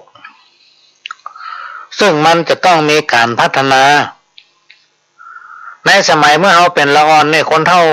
คนแก่เนี่ยเป็นอ่านตำนานให้ฟังว่าหามน้อยนี่นะสู่จะมีหูทิพตาทิพห่อเหินเดินอากาศได้อยู่ที่ไหนคนละฝากฟ้าคนละซีกโลกก็จะพ่อหันกันได้เฮายังเถียงคนเฒ่านะพี่น้องตาดูฟังว่ามันเป็นไปได้จะได้ไม่จะวิเศษขนาดนั้น เฮาเป็นคนบ้านเนี่ยกายทั่วไปไอ้นกในสมัยไปหน้าอนาคตแล้วมันก็มีแต่นะพี่น้องตาดูฟังก็ลองพอโทรศัพท์มันก็พอโทรทัศน์พอทีวีพอสปาสเปดเขานั่งอยู่ที่เดียวเขาเคยไปไหนไปสวิตกะไปอเมริกากะไปประเทศลาวกะไป12 ปันนากะไปประเทศไหนในโลกเนี่ยไปได้หมดในโทรศัพท์มือถือเนี่ยเขาให้หันไผ่มันออกนะฮะนะ เรียกว่าหูของเขาไม่อยู่ในโอ้มือเขาห่อเหินเดินอากาศก็ขี่เครื่องบินขี่รถขี่รางพี่น้องท่านดูฟังเนี่ยการมองคนตะก่อนเพิ่นว่าไว้เพิ่นมองการไกลแล้วถูกมดพี่น้องจักเป็นศัตรูนะพี่น้องจักเป็นศัตรูกันเพราะอย่างพี่น้องท่านผู้ฟังถ้าเอาเป็นทุกคนอย่างเขาอยู่บ้านนอกชนบทเนี่ยมาเป็นมามีพี่น้องมาเป็นศัตรูกันเพราะมันมีอย่างโลกต้องเจนจูต้องช่วยเฟื้อต้องช่วยเหลือซึ่งกันและกันดูแลกันถ้าเมาพิษหัวกันตุกไปติ๊กแหละเพิ่นเฮาว่าถ้าบ่มีความสมัครสมานสามัคคีเต้ากับกอดคอกันดิ่งลงเหวหรือว่าอู้ง่ายๆโดดลงบ่า เป็นพี่เป็นน้องกันมาฮักกันนะทะเลาะกันอยู่ตลอดหาความเจริญมาได้แทนที่เจริญขนาดไผ่ถึงบัดเต้าอันนี้ผิดกันติ๊กเต้ากับว่ากอดคอกันดิ่งลงเหวดิ่งลงผานี่เป็นต้นครูจักกลัวศิษย์ครูจักกลัวศิษย์พี่น้องท่านระวัง แล้วในยุคปัจจุบันเนี่ยพี่น้องท่านฟังลองฟังข่าวกันอันนี้อาศัยข่าวเนาะในยุคปัจจุบันเนี่ยไผ่ก็ลองเชี่ยนรอนลูกเปิ้นพอกอะลองวัดหัวลูกเปิ้นพอกอะลองบิดแขนลูกเปิ้นพอกอะเดือดร้อนมาตีลูกข้าเจ้าได้อย่างใดมาเตะลูกข้าเจ้าได้อย่างใดทั้งที่ตัวไปฝากเป็นลูกศิษย์เปิ้นง่ายอย่างรุนแรงน้อยไปได้นะผู้ปกครองเดือดร้อนเมื่อมันเป็นอย่างอี้พี่น้องท่านดูฟังความรู้ที่มันจะได้เต็มร้อยนะมันก็น้อยลดลงไปสมัยตะก้อนนี่นะโอ้ตามความเป็นจริงอย่างคนไปอยู่วัดพ่อแม่จะต้องกำขันดอกเนาะเอาลูกไปตัวไปวัดไปหาทุกเจ้าโอ้หลวงพ่อหลวงลุงครูบาอาจารย์ท่านพระครูท่านเจ้าคุณครับประเด็นเนี่ยลูกผมเนี่ยมันมีใจใฝ่ทางพุทธศาสนามันใครมาศึกษาเล่าเรียนธรรมผมก็เลยเอามาฝากเป็นลูกศิษย์ลูกหาเอามาฝากเป็นละครอยู่วัดเป็นขโยมว่าง่ายๆฝากกับหลวงพ่อจะได้จะดีก็สอนเอาเถอะครับขอฝากเป็นลูกเป็นเต้าเนี่ยทุกเจ้าเพิ่นสอนเพิ่นก็ม่อนโอ้ม่อนใจเพิ่นถ้าเอาทำบัตรถูกเพิ่นวัดหัวเอาเตื้อน้ำตาพวกออกนะเตื้อตันเป็นโตก็เป็นโตตันงูก็งูฟาดหัวเฮาจนหันดาวพี่น้องท่านดูฟัง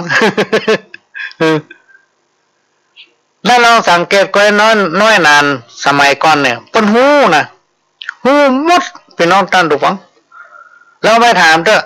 มันน้อยแปลงสตวงอย่างใดมันหู้หมดเครื่องซีมีอย่างพ่องเครื่องเจ็ดมีอย่างพ่องเครื่อง12มีอย่างพ่องคำทรงแทนทรงจนเพิ่นว่าจะได้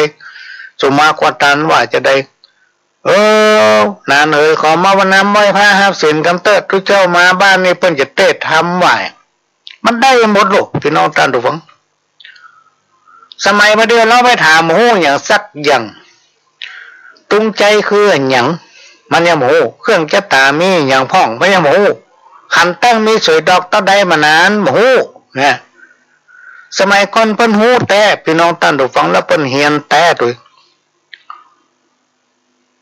เนี่ยก็มาโอ้ฟังว่าในยุคตะกอนกับยุคปัจจุบันมันแตกต่างกัน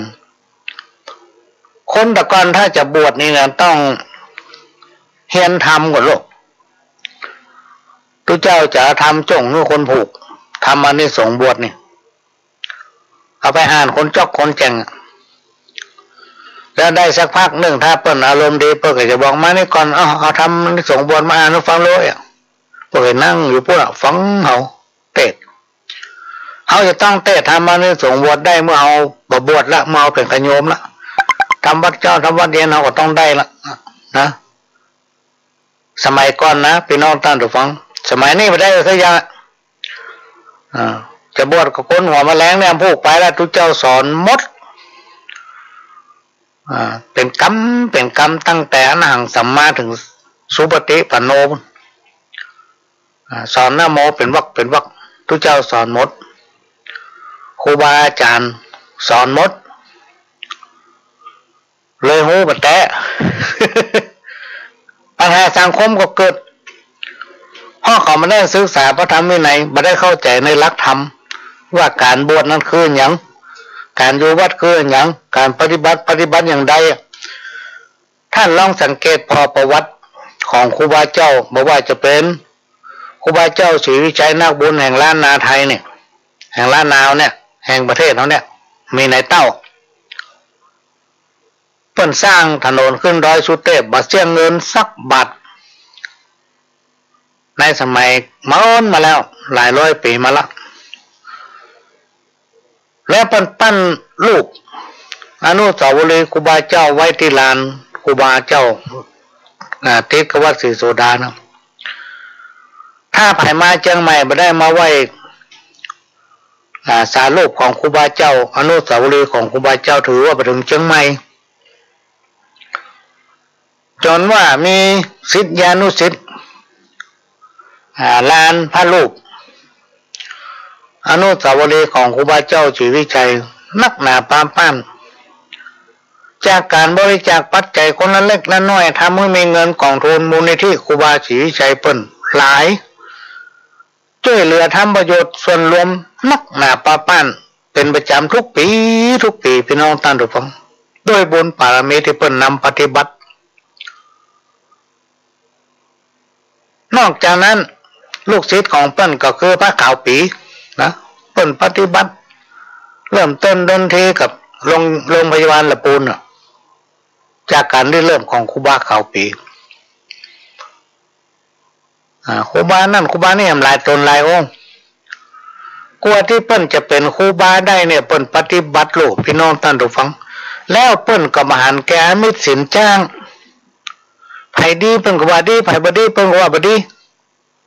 แม้แต่คนที่มีอิทธิพลเนี่ยถ้ามาทำบ่ถูกเปิ้นก็ว่าบ่ถูกจนว่าเปิ้นมีศัตรูขนาดผู้ปฏิบัติจนถึงขั้นเป็นพระอรหันต์ในใจของศรัทธาสาธุชนทั้งหลายเนี่ยนั่นโดนโจมตีพี่น้องท่านผู้ฟังยับเปิ้นติ๊กๆพ่อเปิ้นบ่เข้าไผบ่ออกไผประการสำคัญเปิ้นมหารแก่มิตรสินจ้างนะเปิ้นจะเป็นคนที่ตรงไปตรงมาคนเฮาต้องอย่างนั้นถ้าตลาดใดที่ผู้ใหญ่เนี่ยหันแก่มิตรสินจ้างบัดตรงไปบัดตรงมาไผเอาแก้วแหวนเงินคำมาเฮ้อก็ว่ามันดีคนได้มีมาหาบ้านนี้มันตัวใดเนี่ยอันเนี้ยเป็นเรื่องที่เกิดขึ้นในสังคมในยุคปัจจุบันเนี่ยพี่น้องท่านผู้ฟังหลายๆคนเอาเป้าห้าวไปขายสวนเอาเป้าให้ห้าวไปขายสวนทั้งที่ตัวเองบ่ได้ปฏิบัติบ่ได้เนี่ยได้ทำอย่างสักอย่างบ่ได้ถือตามคำอู้เลยปฏิบัติตัวผิดแผกจากพระธรรมวินัยศีลธรรมอยู่ที่ปากบ่ได้อยู่ที่ใจคำว่าปฏิบัตินี่อยู่ที่ปากบ่ได้อยู่ที่ร่างกายของตัวเองเนี่ยมันเลยเป็นไปอย่างเงี้ยลองพิจารณาบ่เถอะถ้าบ่หลวงโอ้อย่างงี้ไปในคนหูนักฟังแล้วเข้าใจเลย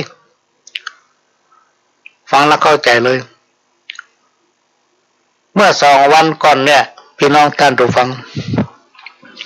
มีคนหนึ่งเอาข้าวมันม่วงมาให้ แล้วพ่อหลวงก็เอาไปให้คนหน้าบ้านนี่เป็นฝรั่งเอาไปแบ่งให้เป็นหมอหมอม่วงเนี่ยมันมีตอนนี้ทำไมหมอม่วงข้าวมันหมอม่วงถึงมีตอนนี้เนาะเปิ้นถามว่าเป็นจะได้ว่าข้าวมันหมอม่วงเนี่ยมันถึงมีประเดี๋ยวนี้ก็หมอม่วงโอ้แก๊สไงเหรอพี่น้องเพราะอย่างประเดี๋ยวมันโอ้แก๊สหมดแล้วพี่น้องเดินดูฟัง ทุกอย่างโอ้แก๊สประตกประเสียงนะเนี่ยถ้าโอ้ไปถึงหูเพราะฉะนั้นพี่น้องท่านผู้ฟังพ่อหลวงก็เป็นคนที่ชอบพูดตรงไปตรงมาถ้าบ่ถูกคือบ่ถูกคนก็เลยบ่ค่อยชอบไงพ่อหลวงสว่างนี่ถ้าเป็นไก่นี่ขอไปต้มยำเมินแล้ว ขอไปต้มยำละพิษจะเป็นทุกข์นะเนี่ยที่อู้มาเดี๋ยวนี้คือพิษจะเป็นทุกข์มันจ้างอู้หรอกมันจ้างเลียแข้งเลียขาเนาะถ้าคนใดไปฟ้องไปบอกว่ามันแบบนี้งั้นอย่างนี้ก็โดนด่ากับมึงเนี่ยมาเลียอย่างมันห้องขณะนี้พี่น้องท่านผู้ฟังก็กำลังรับฟังรายการสาระสปะ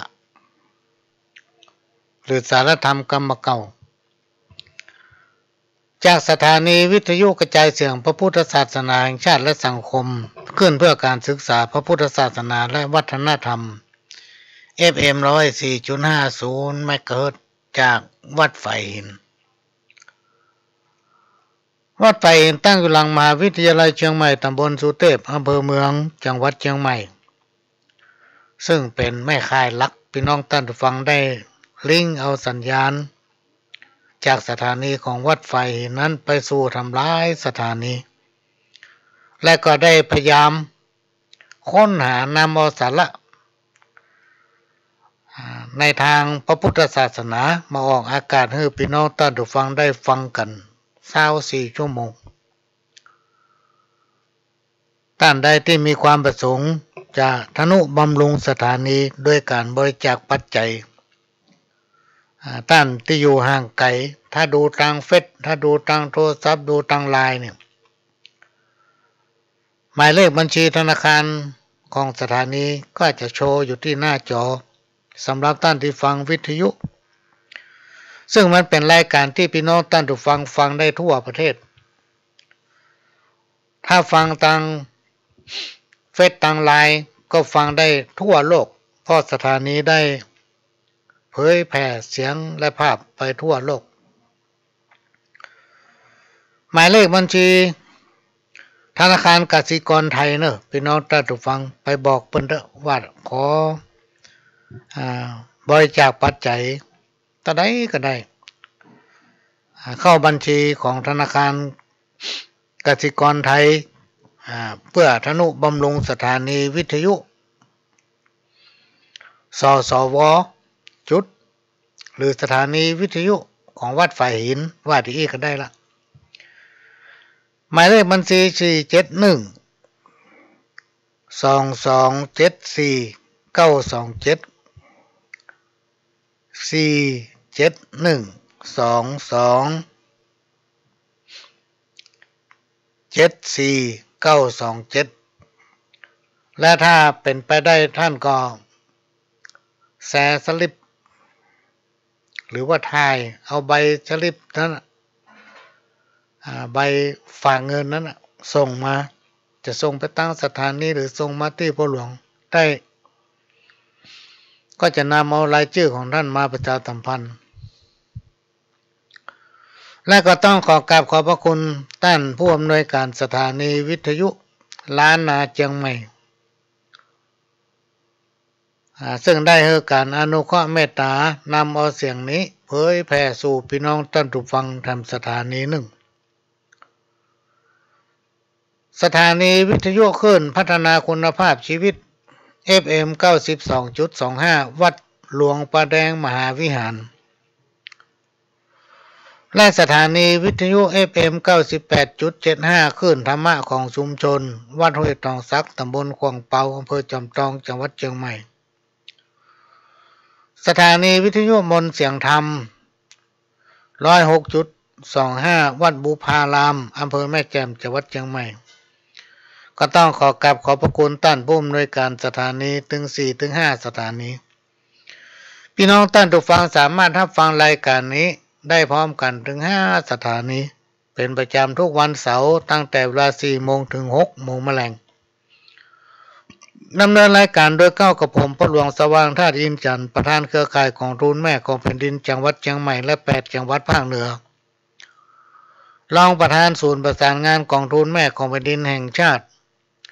ประธานคณะที่ปรึกษาผู้ตรวจราชการภาคประชาชนจังหวัดเชียงใหม่ด้านต่างๆที่จริงพ่อหลวงนี่อยู่ด้านสังคมเนี่ยพี่น้องท่านผู้ฟังจากการประชุมเครือข่ายกองทุนแม่ของแผ่นดินที่ผ่านมาก็พอสรุปได้ว่าในช่วงของเดือนมกราคมเนี่ยพี่น้องท่านผู้ฟังทางคณะผู้บริหารงานกองทุนแม่ของแผ่นดินจังหวัดเชียงใหม่ร่วมกับสำนักงานพัฒนาชุมชนจังหวัดเชียงใหม่และก็คณะของปปส.ก็มีโครงการออกเยี่ยมหมู่บ้านกองทุนแม่ของแผ่นดินอำเภอละ1 แห่งโดยได้ฝากให้สำนักงานพัฒนาชุมชน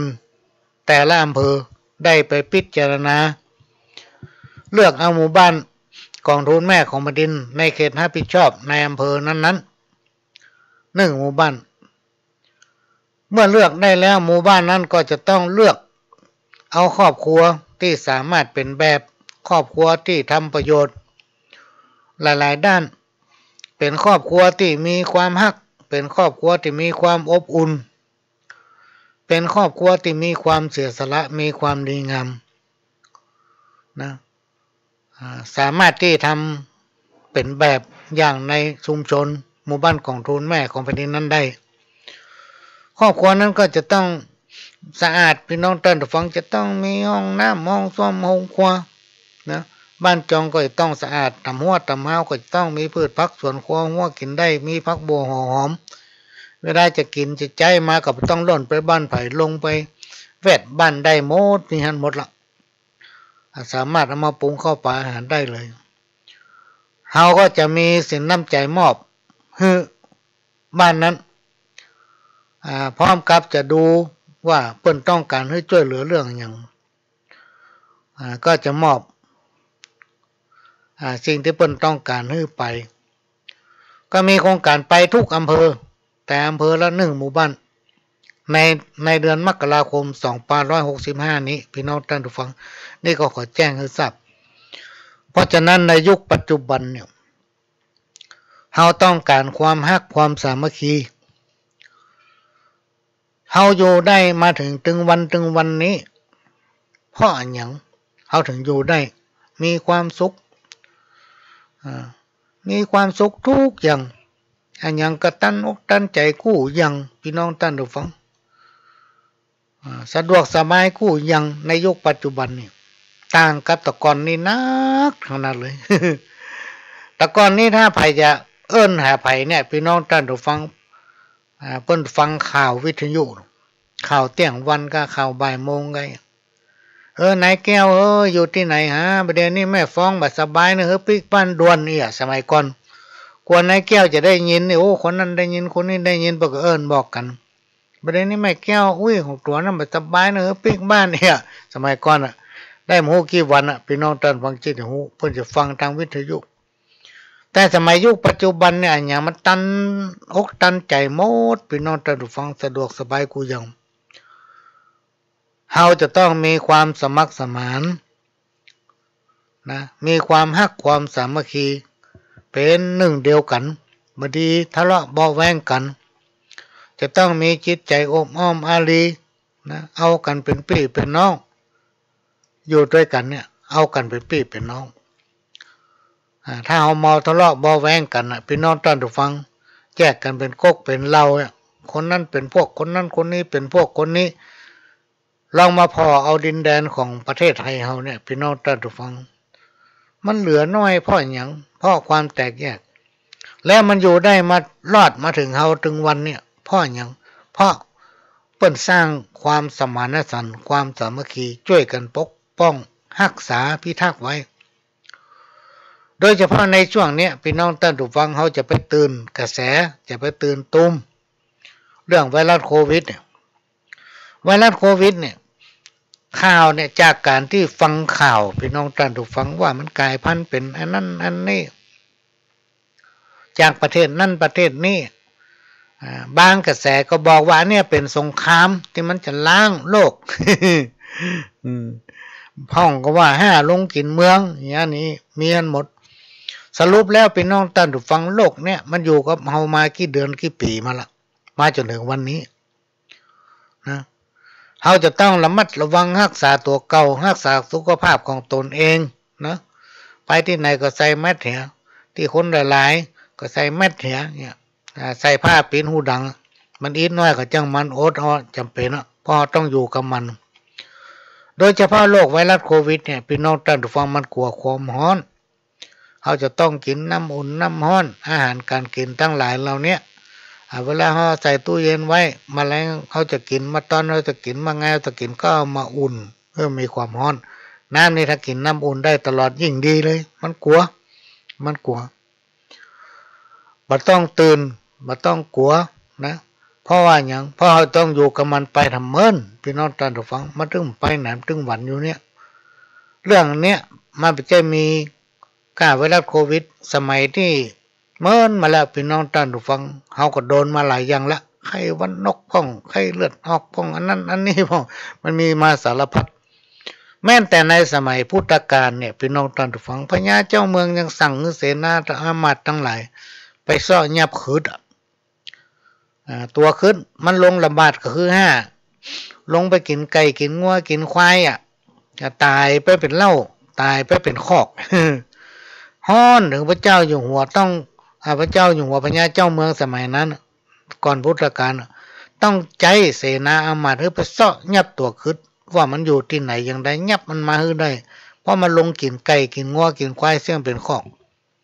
เขาก็ปากันไปซ้อสุดบ้านสุดเมือง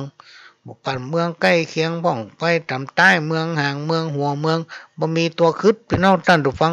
ต่างผู้ต่างกับกล้าเข้าบ้านเข้าเมืองต้องไปหาพระฤาษีในป่าพุ่นพระฤาษีรู้แล้วว่าโอ้เรามาช่วยไม่ได้แน่ก็เลยนัดแนะเขาไปเอาบอกไม้สร้างมา เอาบอกไม้สร้างมาเลยมาเจ้าเหนือมาเตอะก็ปากันไปคายน้ำหมักคายหมากในปากใส่ในบอกไม้สร้างเนี่ยตัวขึ้นมีในนี่หรือว่ามันล่นหนีเนยปากันปิดอินดีแล้วก็ปิดเข้าบ้านเข้าเมืองเนี่ยพี่น้องท่านผู้ฟัง มันมีมาตั้งแต่สมัยไหนแล้วความบดีตั้งหลายเราเนี่ยในฐานะที่เราเป็นเจ้าพุทธเป็นอุบาสกบาสิกาในประเทศไทยเราเนี่ยมีพระสยามเทวาธิราชนอกจากนั้นก็จะเป็นพุทธส่วนใหญ่ละเกือบจะ 90% นะพี่น้องท่านผู้ฟังบ้านเรามีหลายเชื้อชาติมีหลายศาสนาแต่พุทธศาสนานะมีนักเราเป็นคนบุญเป็นคนที่มีใจอบอ้อมอารีเป็นคนที่มีศีลมีธรรมสิ่งบดีตั้งหลายอุปตวะกังวลอนตรายสัพพะภัยสัพพะเคราะห์นานาตั้งหลายตั้งมวลย่อมมาใกล้พี่น้องท่านผู้ฟังคนดีตั้งหลายเนี่ยโดยเฉพาะไวรัสโควิดเนี่ยมันจะวิทย์ไปเหมันมาละ มันจะมามันวิทย์ไปเห โดยเฉพาะช่วงนี้อากาศมันเปลี่ยนอากาศเปลี่ยนนี่ก็จัดสำคัญนะพี่น้องท่านผู้ฟังถ้าฝนตกนี่ไปออกห้ามฝนไปได้เนาะยิ่งผู้สูงวัยผู้สูงอายุนี่ห้ามฝนน้ำเมื่อยทันทีเป็นวัดเป็นไอคอกแคกตะกี้พูดถึงศีลมาถึงข้อที่3เว้นจากการประพฤติผิดจากคันลองคองธรรมกาเมเนาะศีลข้อนี้ว่าด้วยการบัจจัยความรุนแรงในครอบครัวซื่อตรงต่อกันทำตนเองให้เป็นตัวอย่างแก่ลูกแก่หลานแก่คนในครอบครัวของตนเองเป็นพ่อก็ทำตัวให้เป็นตัวอย่างให้ลูกให้เมียเป็นเมียก็ทำตัวเป็นตัวอย่างให้พ่อให้ลูกให้ผัว นี่เป็นต้นถึงจะอยู่เย็นเป็นสุขจะต้องมีเหตุมีผลต้องเคารพซึ่งกันและกันพี่น้องท่านผู้ฟังมันถึงจะได้ชื่อว่ามีความรักมีความอบอุ่นมั่นคงให้เกียรติซึ่งกันและกันเคารพในคู่ครองของตนเองนี่คือศีลข้อ3ซึ่งมันเป็นหลักประกันของความมั่นคงของสถาบันครอบครัวพี่น้องท่านผู้ฟังถ้าครอบครัวอยู่เย็นเป็นสุขเป็นตัวอย่างให้ลูกต่อไปอนาคตลูกก็จะทำตัวเป็นคนดีเป็นตัวอย่างให้กับพ่อกับแม่เป็นตัวอย่างให้กับคุณมนเงาในที่สุดก็เป็นตัวอย่างให้ลูกให้เหลนต่อไปข้อที่4มุสาให้เว้นจากการโกหกหลอกลวงนำเอาสิ่งที่บ่มีมาอู้นะนำเอาสิ่งที่มีมาอู้บางทีตัวบ่ได้เนี่ยได้ทำก็ว่าได้เนี่ยอู้โม่ไปเลยปั้นน้ำเป็นตัวยุแยงให้เปิ้นจังกันเนี่ยพี่น้องท่านผู้ฟังอันนี้อยู่ในศีลข้อที่4เนี่ยมุสาชอบอู้ยุแยงให้เปิ้นทะเลาะเบาแว้งกันให้เปิ้นบ่ถูกกันพูดปดตอแหลปิ้นป้อนเปิ้นห้องและประการสำคัญก็ชอบใส่ความบดีคนอื่น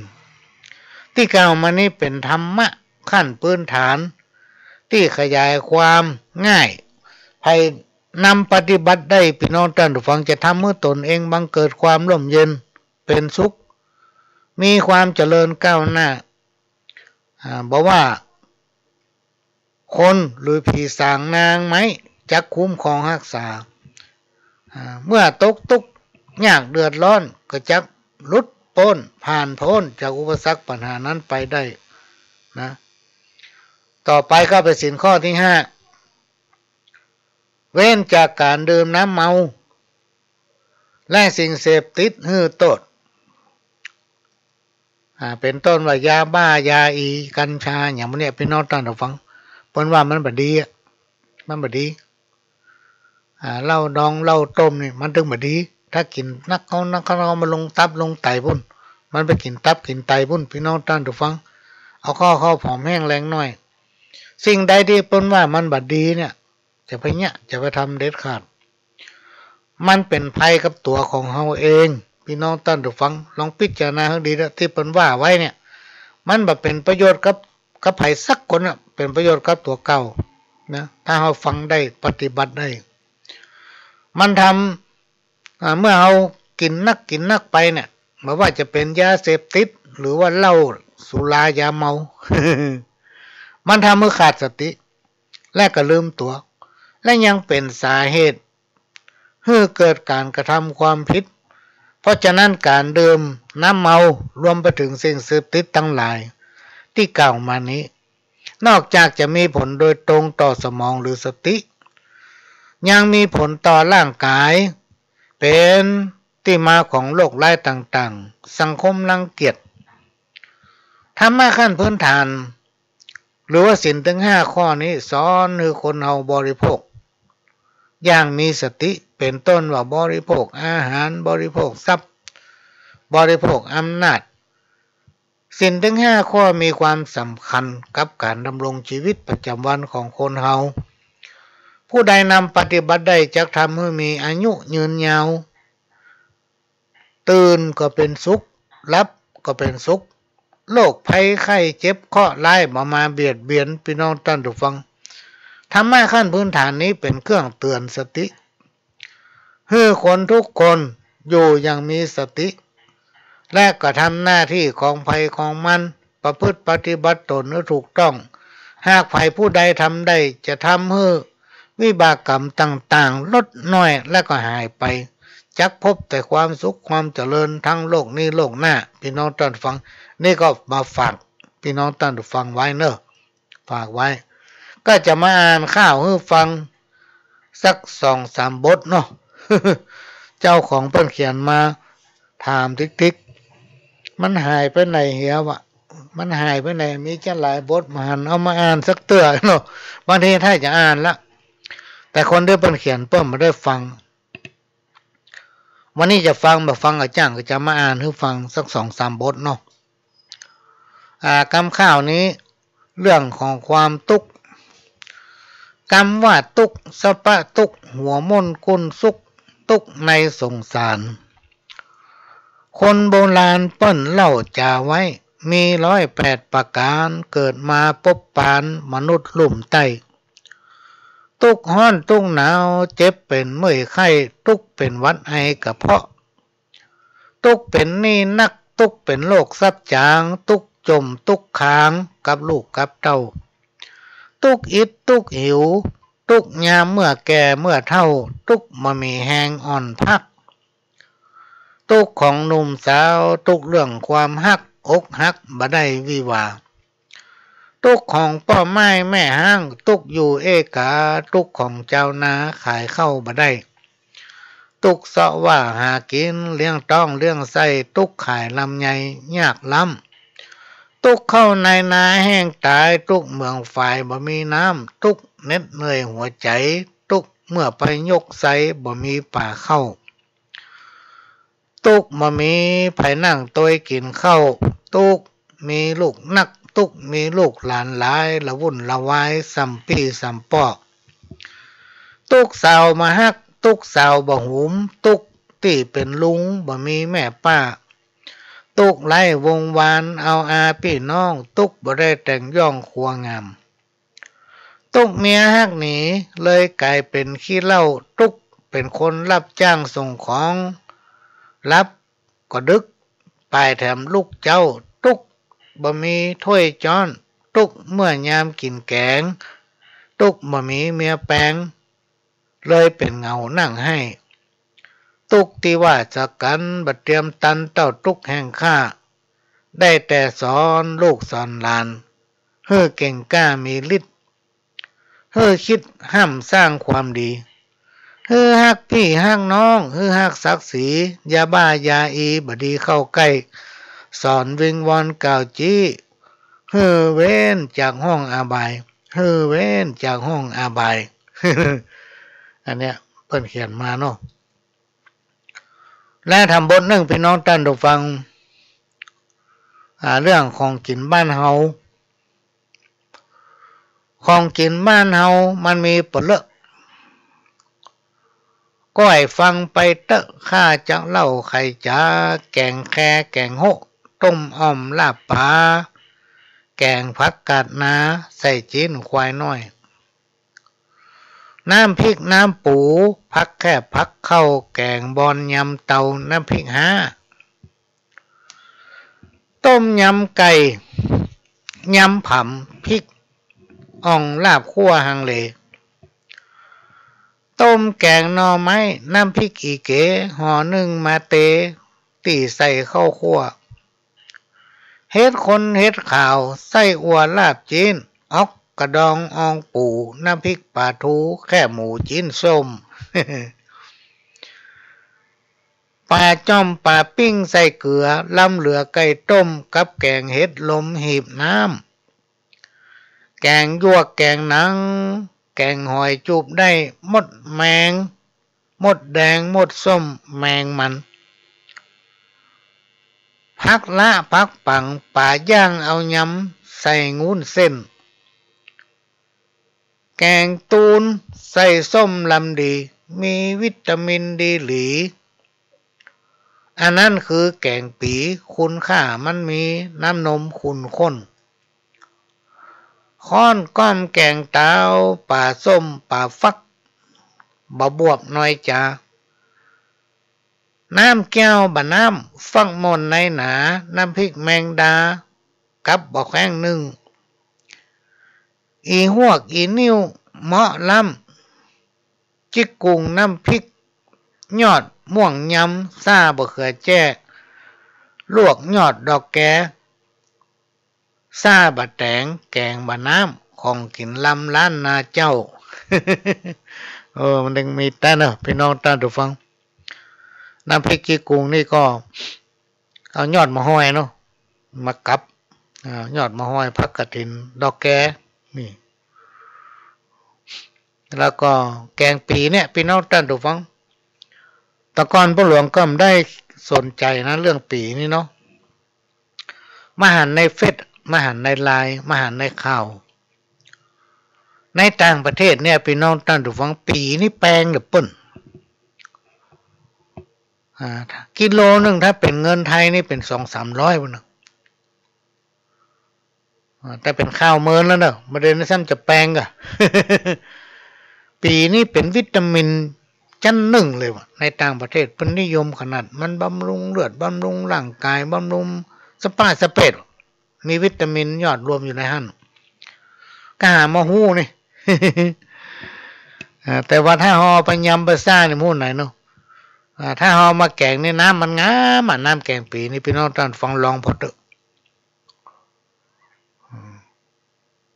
อันนี้ก็ข้าวหำเรื่องนึงคุณธรรมประจำชีวิตมันก็มีหลายเจ้านะพี่น้องท่านฟังที่มันแต่งมาเนี่ยพอหลวงก็มาดูพอแล้วมันเหมือนกันเวลาเอามาอ่านพวกว่าหายไปไหนเวลาเอามาอ่านพวกว่ายังมาซ้ำกับของผมนี่เหมาะ คุณธรรมประจำชีวิตมี8ชนิด8ข้อตัวกันข้อที่หนึ่งนั่นคือความขยันเป็นเรื่องสำคัญสำหรับทุกผู้ขยันสร้างตัวดิ้นรนต่อสู้เอาทุกห้อมหูบักการการนักก็เอาการเบาบักค้านบวันบย่านการใดมีความมานะและความตั้งใจที่จะก้าวไปในวันตั้งหน้าเจอเรื่องยากตุกก็บัดไว้นี้แล้วจะมีแต่ความเจริญก้าวหน้าขอร้องนักเรียนที่อยากเก่งกล้าและมีปัญญาอ่านคิดขอให้ขยันตั้งมั่นศึกษามันเปิดอ่านตำหาให้หู้ถี่แจ้งที่ไหนบ่เข้าใจ อย่าได้เสแสร้งอวดตัวแสดงว่าหูเวลานั่งเฮียนบดีโอ้กันเนืองนั้นเดือดเศร้าเหมือนพวกผีเข้าเล่าตือตั้งใจอ่านเขียนอย่าแปลงตาปื้อง่วงนอนในห้องคนไหนตั้งใจจะได้ยอดม้อนต่อไปไปหน้าจักได้เจริญดี เนี่ยพี่น้องท่านผู้ฟังนี่เป็นข้าวสอนเป็นข้าวสอนว่าเฮาเป็นละอ่อนนักเรียนหรือว่าเป็นเยาวชนหรือว่าเป็นคนที่กำลังใฝ่หาความเจริญน่ะพี่น้องท่านผู้ฟังคือตั้งใจจะย่าอย่างก็คือศึกษาให้มันรู้ที่แจ้งเหียก่อนคือเข้าใจก่อนอันใดที่เฮาบ่ฮู้จะไปแซงว่าฮู้จะไปอวดฮู้เหมือนกับมีคนคนหนึ่งโทรหาพ่อหลวงที่ผ่านมาเมื่อกี้วันเนี่ยพ่อหลวงผมบ่กลัวนะคนที่เป็นบัณฑิตเป็นคนที่มีความรู้มีความฉลาดมีประสบการณ์อันนี้ผมบ่กลัวผมกลัวคนเหงาที่มันอวดลวกเนี่ย เนี่ยมันมีกรรมในข้าวเนี่ยจะไปอวดลวกจะไปอวดหูเหมือนพวกผีเข้าเล่าตือหรอกบางคนอู้เสียงดังปนไป3-4บ้านจะให้ปนอวด ว่ามันลวกที่จริงคนที่เปิ้นโทรมาถามเปิ้นบอกผมกลัวขนาดกลัวคนเหงาอวดลวกน้อง อ้าวมาฟังกรรมจมของพญาพรหมอันนี้เพิ่นเขียนชื่อมาบนหัวกระดานพี่น้องท่านฟัง2บทตะกี้นี่มันอยู่ในซองจดหมายแล้วก็ชื่อเพิ่นมีที่น่าจะมาหน้าซองกับหลังซองเนี่ยว่าทรงจากไผนะแล้วซองมันมีไหนหมู่พระหลวงซ่าหามปะเอามาแนบกันไว้อันนี้จางไม่ไว้สีแก้วสีลินเมื่อลำได้พระแม่เปิ้นบ้านไม่แก่น้อยตำบลประไพอำเภอสันทรายก็เมื่อแหละแม่นี่เปิ้นมีข่าวนักพี่น้องท่านฟังที่ส่งมาให้พระหลวงอ่านเวลาเปิ้นไปอ่านข่าวที่ไหนเนี่ยไม่ได้จนดังเลยนะ ไม่ออกทีวีไปหลายช่องละออกทีวีออกเฟซออกไลน์ไปก็หลายช่องดังขนาดละเปิ้นว่าอยู่ดีๆอย่าหนีจากไฟไปเปิ่งหิ่งห้อยอย่าเอี่ยวกินเหล้าอย่าเลี่ยมไปลักของวัดอย่ามัดงัวควายไว้ใกล้ถนนหนทางอย่าจุพางครูบาอาจารย์และพ่อแม่อย่าแว่ดูเปิ้นเล่นการพนันอย่าผันคบคนขี้ลักอย่ามักอู้หาเรื่องพิษข้องร้องเถียงกันอย่าไปผันหาแม่เฮือนและสาวที่ตัวพ่อเปิ้นขาง ถ้าเปิ้นจะหามอย่าอวดดีเอาไม่การเข้าสอดอย่าไปสอดไปล่าในกอกในกองเมื่อคืนอย่ายืนเอามือเต้าแอวพอเปิ้นเนี่ยการอย่าหานปากสวกอย่าอวดตัวดีอย่าคิ้วพิษเจ้ามืออย่าเคี้ยวพิษเจ้ามืออย่าอยู่บัดใดเฮืออายต่อบาปและอกุศลถ้าจักโยนเฮือโยนลงอาบน้ำถ้าจักจำเฮือจำเวียดจำการเฮือหารเพื่อรักชาติเฮือฉลาดเข้าหาผู้รักผู้ใหญ่เฮือไต่ถามกรรมผู้ดีถ้าที่อยู่ที่กินบดีถ้าจะหนีก็ให้หนีไปอยู่ที่การมั่วที่คนหลายๆถ้าจักกะจักขายเฮือขายเมื่อเปิ้นใครได้ถ้าจักไหวเฮือไหวพระเจ้าผู้เฒ่าผู้แก่ผู้มีคุณธรรมถ้าจังนำเฮือนำตางรักษาศีลถ้าจักกินอย่ากินสุรุ่ยสุร่ายเฮือเกียรตินายต่อมดตะคึดหนองในถ้าจะไปเฮือปลาของไปขายถ้าไข้สิบหายคือปากสวก ถ้าใครเฮ้อเปิ้นอวดเปิ้นอ้างเฮ้อเป็นคนซื่อคนใสถ้าใครเฮ้อเปิ้นบ้านเสียใจเฮ้อฟังกำลูกถ้าจะปลูกเฮ้อขุดหลุมกว้างๆถ้าจังเนี่ยจักสร้างเอาหญ้าออกเสียดีๆก่อนว่าตีกำจมเฮ้อเก็บบ่มไว้ในใจสวัสดีเจ้าพี่น้อง อันเนี้ยพี่น้องท่านผู้ฟังกำจมพญาผมคนสอนละอ่อนสอนหลานสอนลูกสอนเต้าก็มาฟังดูนี่มันก็ เข้าท่าแตะนี่นะอันนี้ก็จากขโยมเมียละปูนเมียละปูนซอยงามบอกว่าสวัสดีตึงปีตึงน้องที่เกี่ยวข้องเปื่อนป้องตั้งหลายลูกศิษย์ยิ่งแล้วมิตรแก้วสหายพี่น้องหญิงใจฟังสายเข้าซ้อยจังเล่าก้อนสารลองอ่านสักหน่อยขอเจิญฟังควายห้ามนี้ตัวข้านี่นอจักขอเก้าจี้เล่าสู่กันนี่นอนายกำเมืองเฮานั้นมันมีมากมายแต่น่าเสียดายเสียหายบ่น้อยวัยรุ่นสมัยปากไทยเป็นถ้อยแต่ตักอู้เมืองศูนย์ไทยก็มีจัดนักมาฮักอ่านอู้ก็มีคนเมืองแต่มาฮักศักดิ์ศรีปากันย่ำยีวิถีโคตรเงากำเมืองนี่นะภาษาแบบเบ้าตัวตนหมู่เฮาแน่ชัดเฮาใจสื่อสารเมินนานแม่นตัดประวัติแรกตั้งล้านนาปู่ย่าเฮานั้นสร้างสรรค์ภาษาสืบทอดกันมากว่าพันปีได้บอกว่าโยไหนตึงไก่ตึงใกล้โอ้กันไปม่วนนักเปิ้นตึงกล่าวขานอ่อนหวานแต่ตักหน้าฮักฟู่ถ้อยสำเนียงโอ้จ่าเจ้าเสน่ห์แห่งเสียงไพเราะสำเนียงปันพาดปินกอง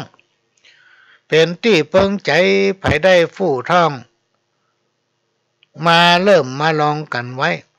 วัฒนธรรมสำคัญนี่ไซลูกหลานจะได้ดูแขวนอู้เมืองล้วนเฮาควรห่วงแหนโปรดจะได้ดูแขวนภาษาหลักเงา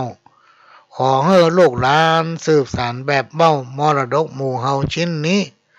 ตัวข้าขอกล่าวจี้อย่าว่าจู้จี้เนอนาย นี่ปั่นฮืออนุรักษ์กำเมืองไว้พี่น้องท่านผู้ฟัง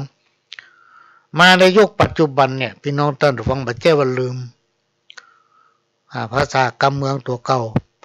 เสน่ห์ของเมืองเหนือล้านนาของเฮานี่ก็คือกำเมืองเจ้าครับเนี่ยเจ้าฟังแล้วมันม่วนมันเป็นเสน่ห์เป็นมนต์ขลังถ้าไผมาจากต่างจังหวัดก็มาจากต่างประเทศมาจากกรุงเทพกรุงนามาที่ไหนก็แล้วแต่ถ้ามาเชียงใหม่มาภาคเหนือเพราะว่าลำพูนลำปางแป้นนั่นที่ไหนก็แล้วแต่เป็นภาคเหนือล้านนาเนี่ยมาแล้วเป็นม่วนใจเพราะคนเมืองเนี่ยอู้ม่วนแต่ในยุคปัจจุบันเนี่ยมันเป็นสังคมผสมพี่น้องท่านผู้ฟังฝรั่งก็มี แขกก็มีคนไทยก็มีอะไรทำไมก็นักเนี่ยมาอยู่รวมกันในบ้านเฮาเพราะนั้นมันก็ไทยพ้องเมืองพ้องนะถ้าเฮาโอ้กับเมืองแต่มันก็ฟังกันมาฮู้เรื่องเฮาเป็นคนเมืองก็จำเป็นต้องฮู้คำไทยพ้องเมื่อก็คนไทยคนหนึ่งมาได้เมียเป็นคนเมืองเมียมันกำลังไปเอาน้ำเข้าสวนป้อมันโอ้กับเมืองฟังก็เป็นฟังขอไปจอบมาเฮือกำเดี๋ยวไปขอบกมาเฮือกำห่วงมันเตียวแวดบ้านได้เป็นหมูกี่รอบขอบกก็มีแค่นั้นนะปื้นกระล่างนั่นนะมันก็เตียวแวดไปแวดมามันหมูจักเมียมันก็อดไปได้ไปตัวหาก็ไม่นี่เราขอบอกอะทำไมไม่ว่าจอบ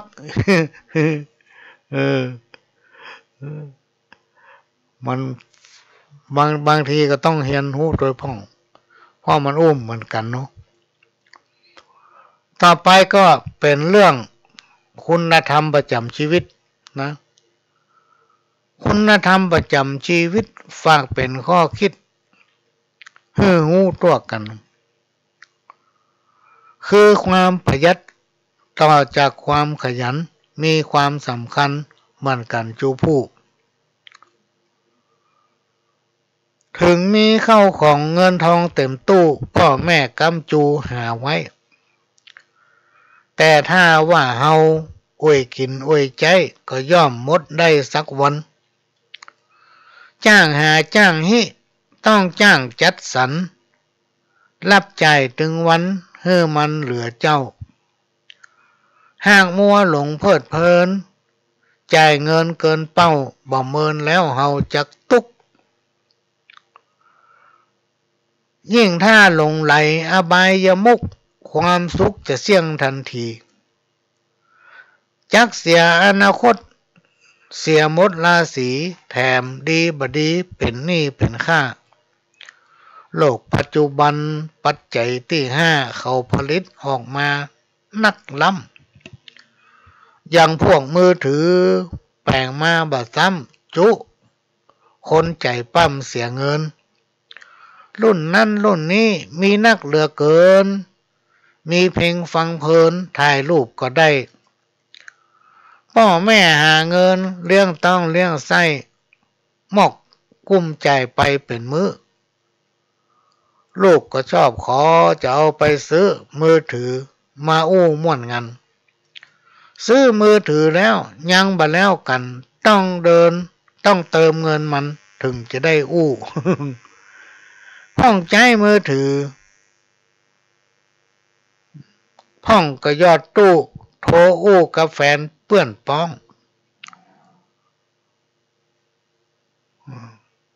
บ่ฮู้ฮ้อนฮู้หนาวฝนตกฟ้าห้องนอนอยู่ในห้องสบายกึดพ่องก็หาญาติเหงื่อแห้งกายที่พ่อแม่นายซ่อหาขุดมาฮื้อ พ่อแม่ยาการบ่ออกไปยื้อเปลี่ยนตีนเปลี่ยนมือช่วยเนี่ยได้รถเครื่องกันเอี่ยวกันเลี่ยอวดเปี้ยเครื่องย่องแพรพันบ่มีความคิดช่วยกันประหยัดเติมน้ำมันขอพ่อแม่เจ้าพ่อแม่เลยเป็นขี้ข้าลูกเต้าหาเงินฮื้อเอาใจในจะซื้อกินในจะเก็บไว้ฮื้อลูกเต้าได้ห้ามเหียนตึงก้าหอพักเครื่องมือขีดเขียนอุปกรณ์การเรียนหนังสือเสื้อผ้าก็พ่อไข้หันลูกก้าวหน้าได้มีวิชานักตั้งหน้าญาการพอบ่ได้พักเบานักก็ต้องยอมทนอาบเหงื่อต่างน้ำสู้แดดสู้ฝนลำบากลำบนทนไปเพื่อลูกเต้าจับใส่ลางเตื้อใครอยากกินข้าวยังยืนกินเอาแถมซ้ำน้ำพริกน้ำปูน้ำพริกห้าน้ำก้อยอดจิจำลงขอเพื่อเก็บเงินไว้ให้ลูกขอพ่อจะบ่ปอกลัวจะบ่ปอกล้าหอเดือนหน้านายจะกล้าเทิมกล้าลดเสื้อผ้าชุดกีฬาพละ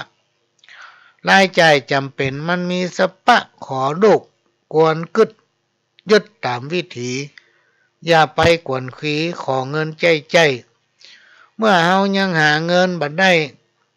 ก็บดีไปฟุ้งเฟ้อสักวันหนึ่งนั้นพ่อแม่ต้องตายหรือบ่สบายเจ็บป่วยเป็นไข้จะเอาอันหยังมาเลี้ยงต้องเลี้ยงไส้จุ่งกึดก่อยไปที่จันยามเมื่อพ่อแม่มีอยู่นั้นเฮาควรอดอั้นเก็บออมแทนที่จะซื้อมือถือน้ำหอมเอามาเก็บออมไว้กินวันหน้าบดีเฮอตามแฟชั่นเสื้อผ้าตายโดยตามพวกดารานักร้องมันบัด ใจปลาให้เฮาอิ่มต้องมีแต่จะต้องเสียเงินพญาบ่าวเคินเมียหนีละเวียงปะเป้าเจียงหายนี่โลอันนี้มันบทนี้มันเหมือนของมีของแม่อุ้ยสีแก้วสีนินบทหนึ่งแต่ว่าอันนี้เป็นของพญาบ่าวเคินเมียหนีละเวียงปะเป้าเจียงหายพญาบ่าวเคินพญาบ่าวเคินแล้วก็เมียหนีละพญาบ่าวเคินมาเป็นเจ็บบ่าวได้เป็นป้อมไม้แล้วเนาะ เจ็บบ่าวเอามาว่ากรรมเก่าพี่น้องท่านผู้ฟังเวลาก็ใกล้จะหมดละเวลาใกล้จะหมดมาว่ากรรมเก่าได้สัก2-3 กรรมอยู่กรรมเก่าอย่าดูหมิ่นเจ้าอย่าเล่าขวัญนายอย่าขายของฝากอย่าปากบ่เป็นธรรมอย่าดูหมิ่นเจ้าอย่าเล่าขวัญนายอย่าขายของฝากอย่าปากบ่เป็นธรรมอันนี้มีความหมายว่าจะไปดูหมิ่นเจ้าจะไปกล่าวเล่าขวัญนินทานายจะไปขายของที่เพิ่นเอามาฝากแล้วจะไปอู้กรรมที่มันบัดใจชอบด้วยศีลด้วยธรรมหรือเปิ้นเฮือประพฤติตนเฮือเป็นคนดีอยู่ในกรอบของศีลธรรมคนเฮาถ้าทำตามหน้าที่ของฝ่ายของมันอยู่ในกรอบเขตของฝ่ายของมันน่ะพี่น้องท่านผู้ฟังอย่างเฮามีครอบครัวก็อยู่ในครอบครัวเฮาเฮาไปละเมิดครอบครัวคนนั้นคนนี้บ่ไปก้าวไก่คนนั้นคนนี้ทำไปตามหน้าที่ของฝ่ายของมันบ่ไปยุ่งเรื่องของไผมีหน้าที่อย่างก็ทำหน้าที่ของตนเองไปอย่างเงี้ยมันถึงจะอยู่เย็นเป็นสุขพี่น้องท่านผู้ฟังก็เชื่อว่าเป็นคนที่มีศีลมีธรรมละนี่ก็ฝากไว้กรรมเก่าทำกรรมหนึ่งเปิ้นห้องว่าเปิ้นเขียนมาว่าจิตใจคนมันมีไผอย่างตึกแม่น้ำมหาสมุทรใหญ่ลึกยังตึกถึงทรายอันนี้มีความหมายว่าจิตใจของคนเฮาพี่น้องท่านผู้ฟังบ่มีไผยังได้แม่น้ำมหาสมุทรกว้างแล้วก็ลึกเปิ้นยังได้พี่น้องท่านผู้ฟังว่ามันลึกเท่าใดมันกี่ไม้แต่จิตใจของคนเฮาเนี่ยไผถึงยังบ่ได้สักคนแล้วการพ่อคนแต่หน้าพ่อคนแต่รูปร่างพ่อคนแต่คำอู้เนี่ยก็บ่ได้นะพี่น้องท่านผู้ฟังเฮาอยากจะฮู้จักไผเข้าหาคนนั้นเฮาอยากจะฮู้จักไผเนี่ยเข้าหาคนนั้นเฮาเข้าหาเปิ้นเฮาจะฮู้ถึงอุปนิสัยของเปิ้นเลยว่าเป็นคนจะใดเพราะฉะนั้นอันเนี้ยมันเป็นเรื่องพิสูจน์คนนับใจคนนะถ้าใครฮู้จักไผเข้าหาคนนั้นกรรมโบราณเปิ้นว่าอย่างนั้นกรรมเก่าทำกรรมหนึ่งหันตั้นมีจะไปใครได้หันตั้นไล่จะไปดูแควนหันตั้นมีจะไปใครได้หันตั้นไล่จะไปดูแควนหรือว่าจะไปดูถูกเปิ้นมันมีความหมายว่าหันเปิ้นมั่งเปิ้นมีอย่าไปอยากได้ของเปิ้นนะจะไปแค่ได้ของเปิ้นเป็นหน้าบุญของเปิ้นหรอกและหันเปิ้นตกเปิ้นยากก็จะไปดูแควนพี่น้องท่านผู้ฟังจะไปดูแควนเปิ้น หรืออย่าอิจฉาดูถูกเหยียดหยามคนอื่นเพราะจะนำความทุกข์มาให้ตนเองให้อยู่พอตัวเองพี่น้องท่านผู้ฟังบ่ต้องไปเบียดเบียนไผและถ้าจะเชื่ออย่างก็ให้เชื่อในสิ่งที่มีเหตุมีผลทุกอย่างมันจะมีเหตุมีผลจะไปหูเบาจะไปเชื่อคนง่ายจะเสียคน อันนี้คนเฒ่าคนแก่เพิ่นสอนไว้เนาะอุปมาเวลามันหมดละพี่น้องท่านผู้ฟัง พ่อหลวงก็จะขอนำรายการนี้จากพี่น้องท่านผู้ฟังไปก่อนก้อยมาปะกันใหม่ในวันอาทิตย์เนาะแล้วพอดีเพลงเข้ารายการเนี่ยมันเป็นเพลงพ่อหลวงชอบฟังเพลงแย่งหลวง ก็เลยเปิดเพลงแย่งหลวงขอให้พี่น้องท่านผู้ฟังนอนรับฝันดีกันคู่คนจากกับผมพระหลวงสว่างท่านจันทร์ขอสวัสดีครับ